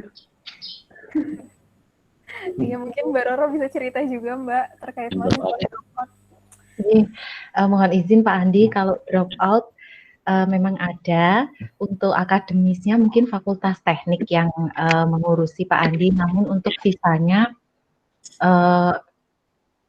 kalau tidak salah ada 2 orang Pak, yang satu drop out itu sempat di-sel di imigrasi karena memang overstay ya Pak, mungkin Bapak ingat, jadi satu mahasiswa itu ditangkap di imigrasi. Kemudian ketika akan kita bantu begitu, malah yang bersangkutan bilang, oh nggak apa-apa Mbak Roro, saya senang karena setiap hari dikasih makan gitu. Dan itu ya itu Unik memang Pak, kalau itu memang cara keimigrasian karena melanggar hukum dan juga drop out, jadi dia dideportasi. Ya. Kemudian yang satu lagi Fakultas Teknik, mungkin di sini ada Mbak Aci ya. Kalau secara kebetulan pakai visa dinas Pak waktu itu, sehingga langsung EPO saja begitu. Namun kalau secara akademik itu kita serahkan ke fakultas Pak prosedurnya. Oke. Terima kasih.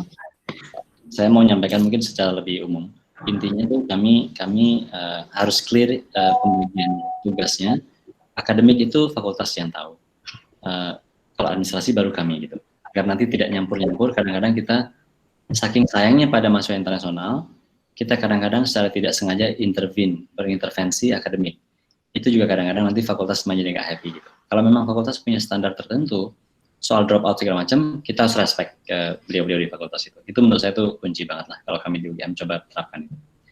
Nah, kalau drop out itu kan tidak melanggar hukum. Tadi Roro mengatakan melanggar hukumnya adalah overstay-nya kan gitu kan. Maksud saya orang-orang yang nggak lulus itu kan nggak dosa gitu, cuman ya malu aja gitu. Jadi artinya orang ditangkap bukan karena drop out-nya, tapi karena dia overstay. Jadi artinya dia overstay karena memang visanya habis tapi dia masih ada di sini, plus juga waktu itu kejadiannya memang dia drop out. Untuk overstay-nya kita urus seperti bagaimana overstay-nya, bagaimana adanya, seperti yang tadi Mas Risa bilang. Jadi kita urusannya sama hukum, denda atau gini gitu, atau deportasi itu adalah murni keputusan hukum imigrasi. Kalau Halo Pak Andi. Halo Pak Andi. Pak, putus-putus Pak. Pak, mohon maaf Pak Andi. HP sorry. Iya Pak, putus-putus tadi. Apakah bisa diulangi Pak? Oke. Ulang dari awal dong, atau gimana? Tadi sampai ketika Ya, masalah saya sekarang wajah saya mungkin harus saya sembunyikan dulu sebentar, gitu. Iya Pak, monggo. Jadi intinya adalah kalau proses akademik kita hormati fakultas, kalau hukum ya hukum gitu. Intinya seperti itu sih. Jadi kalau kami memang harus memulangkan orang dalam keadaan tidak lulus ya bagaimana lagi, kita pernah juga lakukan itu. Untuk menghormati fakultas sekaligus menjunjung tinggi ya standar kualitas yang kita punya. Hanya saja terus terang saja jika memang masih dimungkinkan karena intervensi kami misalnya mengatakan fakultas tolong dipertimbangkan atau fakultas tolong pertimbangan ulang, saya kadang-kadang juga melakukan itu. Kami kadang-kadang melakukan itu. Tetapi jelas ini keputusannya harus tetap kita hormati fakultas. Jadi intervensinya hanya positif saja.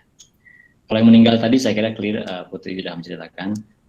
Memang ya seperti layaknya kalau ada warga negara internasional meninggal di satu negara ya memang seperti itu. Hal pertama adalah kedutaan. Kedutaan itu punya prosedur tersendiri untuk nanti memproses. Mudah-mudahan kita tidak deal dengan dua hal ini, Pak Andi. Amin Pak. Jangan sampai Pak di UGM ada yang kayak gitu juga. Dan semoga di Universitas Bapak Ibu juga tidak ada. Terima kasih banyak Mbak Roro, Mbak Putri, dan Pak Andi. Ini mungkin jadi pertanyaan terakhir karena kita sudah hampir tiba di jam 4. Ini ada dari Mbak atau Ibu Isabella Milasari. Selamat siang Mas Risa, Pak Andi. Mohon izin bertanya, bagaimana OIA UGM mendapatkan data mahasiswa asing yang baru masuk dari masing-masing fakultas yang ada di UGM? Apakah ada sistem khusus yang sudah mengakomodir data tersebut atau seperti apa sistem yang dijalankan hingga saat ini? Mungkin ini Pak Andi ya yang lebih paham. Pak Andi. Terima kasih. Yang jelas sekarang kami menggunakan sistem admisi yang terpusat kan, admission system terpusat. Jadi semua orang yang masuk ke UGM, ke fakultas apapun, dia masuk ke sistem yang sama gitu, sama-sama. Sehingga ya logikanya berarti kami selalu punya data itu. Nah, saya akan cerita dulu nih sekarang hal-hal yang mungkin tidak selalu sesuai dengan SOP. Misalnya bisa jadi fakultas itu bikin acara program yang mendatangkan mahasiswa internasional yang tidak melalui sistem admisi. Kan mungkin saja itu. Contohnya begini. Katakan mereka punya program untuk orang-orang ASEAN gitu kan. Katakan acaranya cuma seminggu atau 2 minggu. Kalau mereka undang langsung teman-temannya di Malaysia, di Myanmar, di Filipina, di Singapura, jangankan dekannya, kadang-kadang kepala lab saja ngundang udah cukup kira-kira gitu kan, sehingga mereka bisa aja datang ke UGM tanpa melalui sistem itu. Itu juga somehow dulu terutama terjadi, tapi kalau sekarang kami usahakan itu ditekan sekecil mungkin karena kami jagain banget gitu ya. Nah kalau misalnya terjadi seperti itu ya berarti memang kita harus bergerilya ke fakultas-fakultas. Tapi kalau sekarang sih kami tidak terlalu banyak kejadian seperti itu ya, bergerilya ke fakultas untuk menanyakan data itu. Jadi itu adalah anomali kalau terjadi seperti itu. Tapi yang selebihnya adalah semua data itu terpusat. Contohnya kalau misalnya summer program pun, kalau fakultas punya summer program, apalagi yang kerjasama dengan universitas, ya sistem pendaftarannya pakai sistem yang kita punya. Jadi dengan cara itu sih harusnya tidak terjadi lagi kejar mengejar data. Matur nuwun.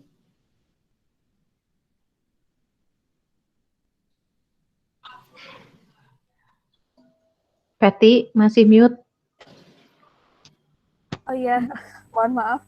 Terima kasih banyak Pak Andi dan Mas Risa pada kesempatan kali ini. Semoga tadi di sesi tanya jawab itu semua pertanyaan itu bisa terjawab dengan clear.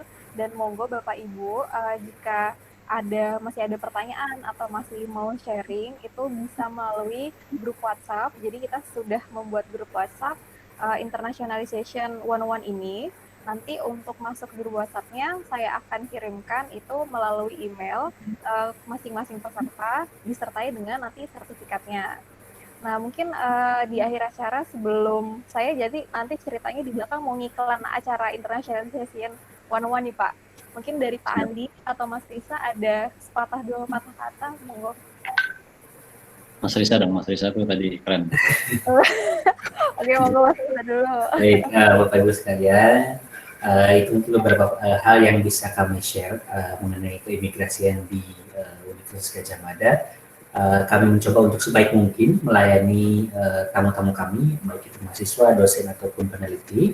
Kami coba membantu mereka dalam bidang keimigrasiannya dari betul-betul dari A sampai Z, gampangnya seperti itu. Tapi tentunya kami pun tidak terlepas dari berbagai kekurangan. Jadi kalau tadi ada Bapak Ibu yang sudah berkenan untuk share, berbagi dengan kami, terima kasih banyak untuk konsumennya. Semoga kita semuanya bisa melayani atau bisa mensupport mahasiswa ataupun dosen yang datang ke universitas kita masing-masing dengan bagus. Dan semoga ini bisa meningkatkan kualitas kita dalam pelayanan. Semoga kita semuanya sehat selalu. Amin. Amin.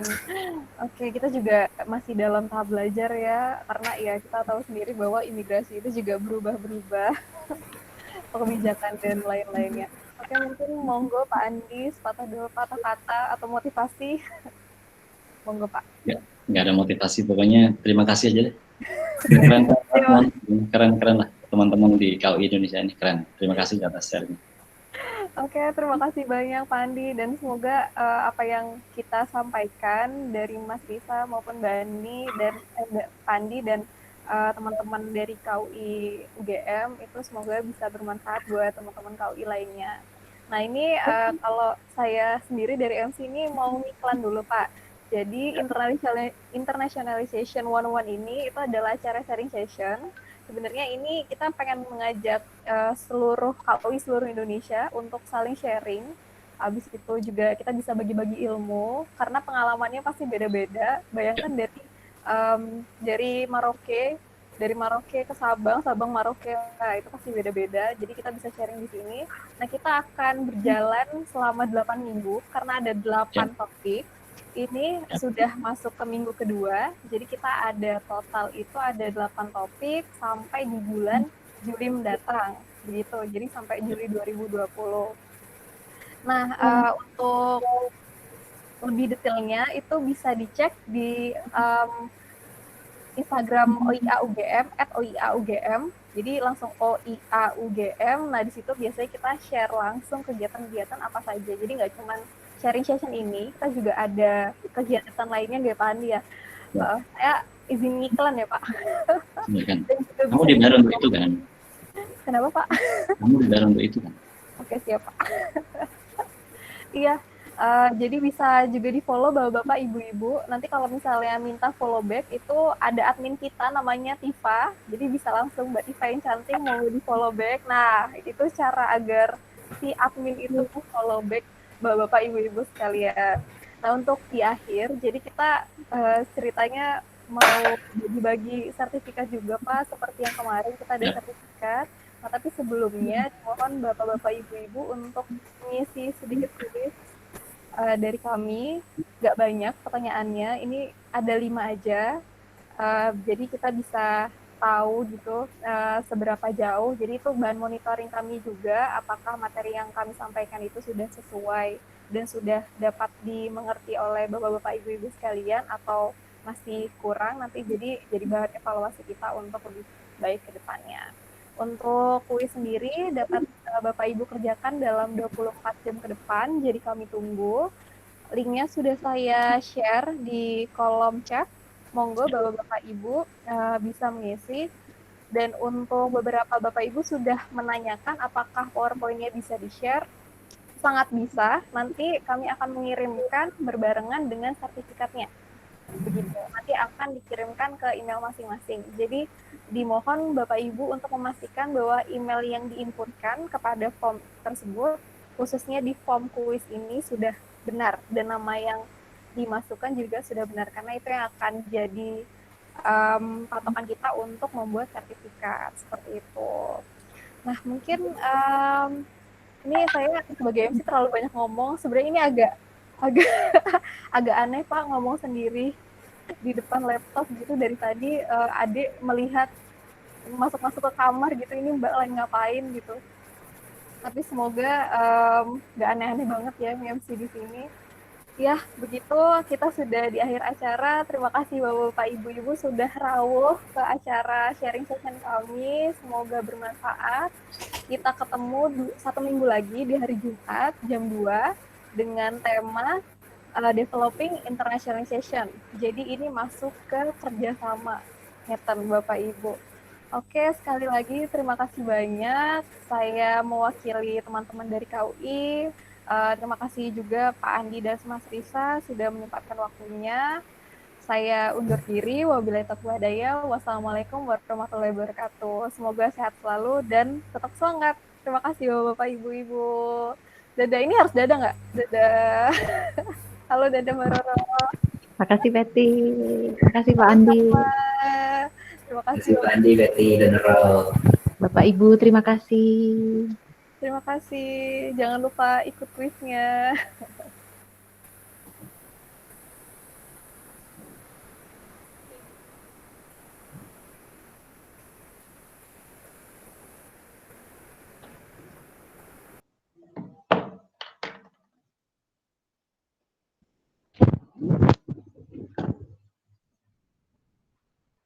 Halo, Pak, teleponnya nggak bisa telepon internasional, Pak.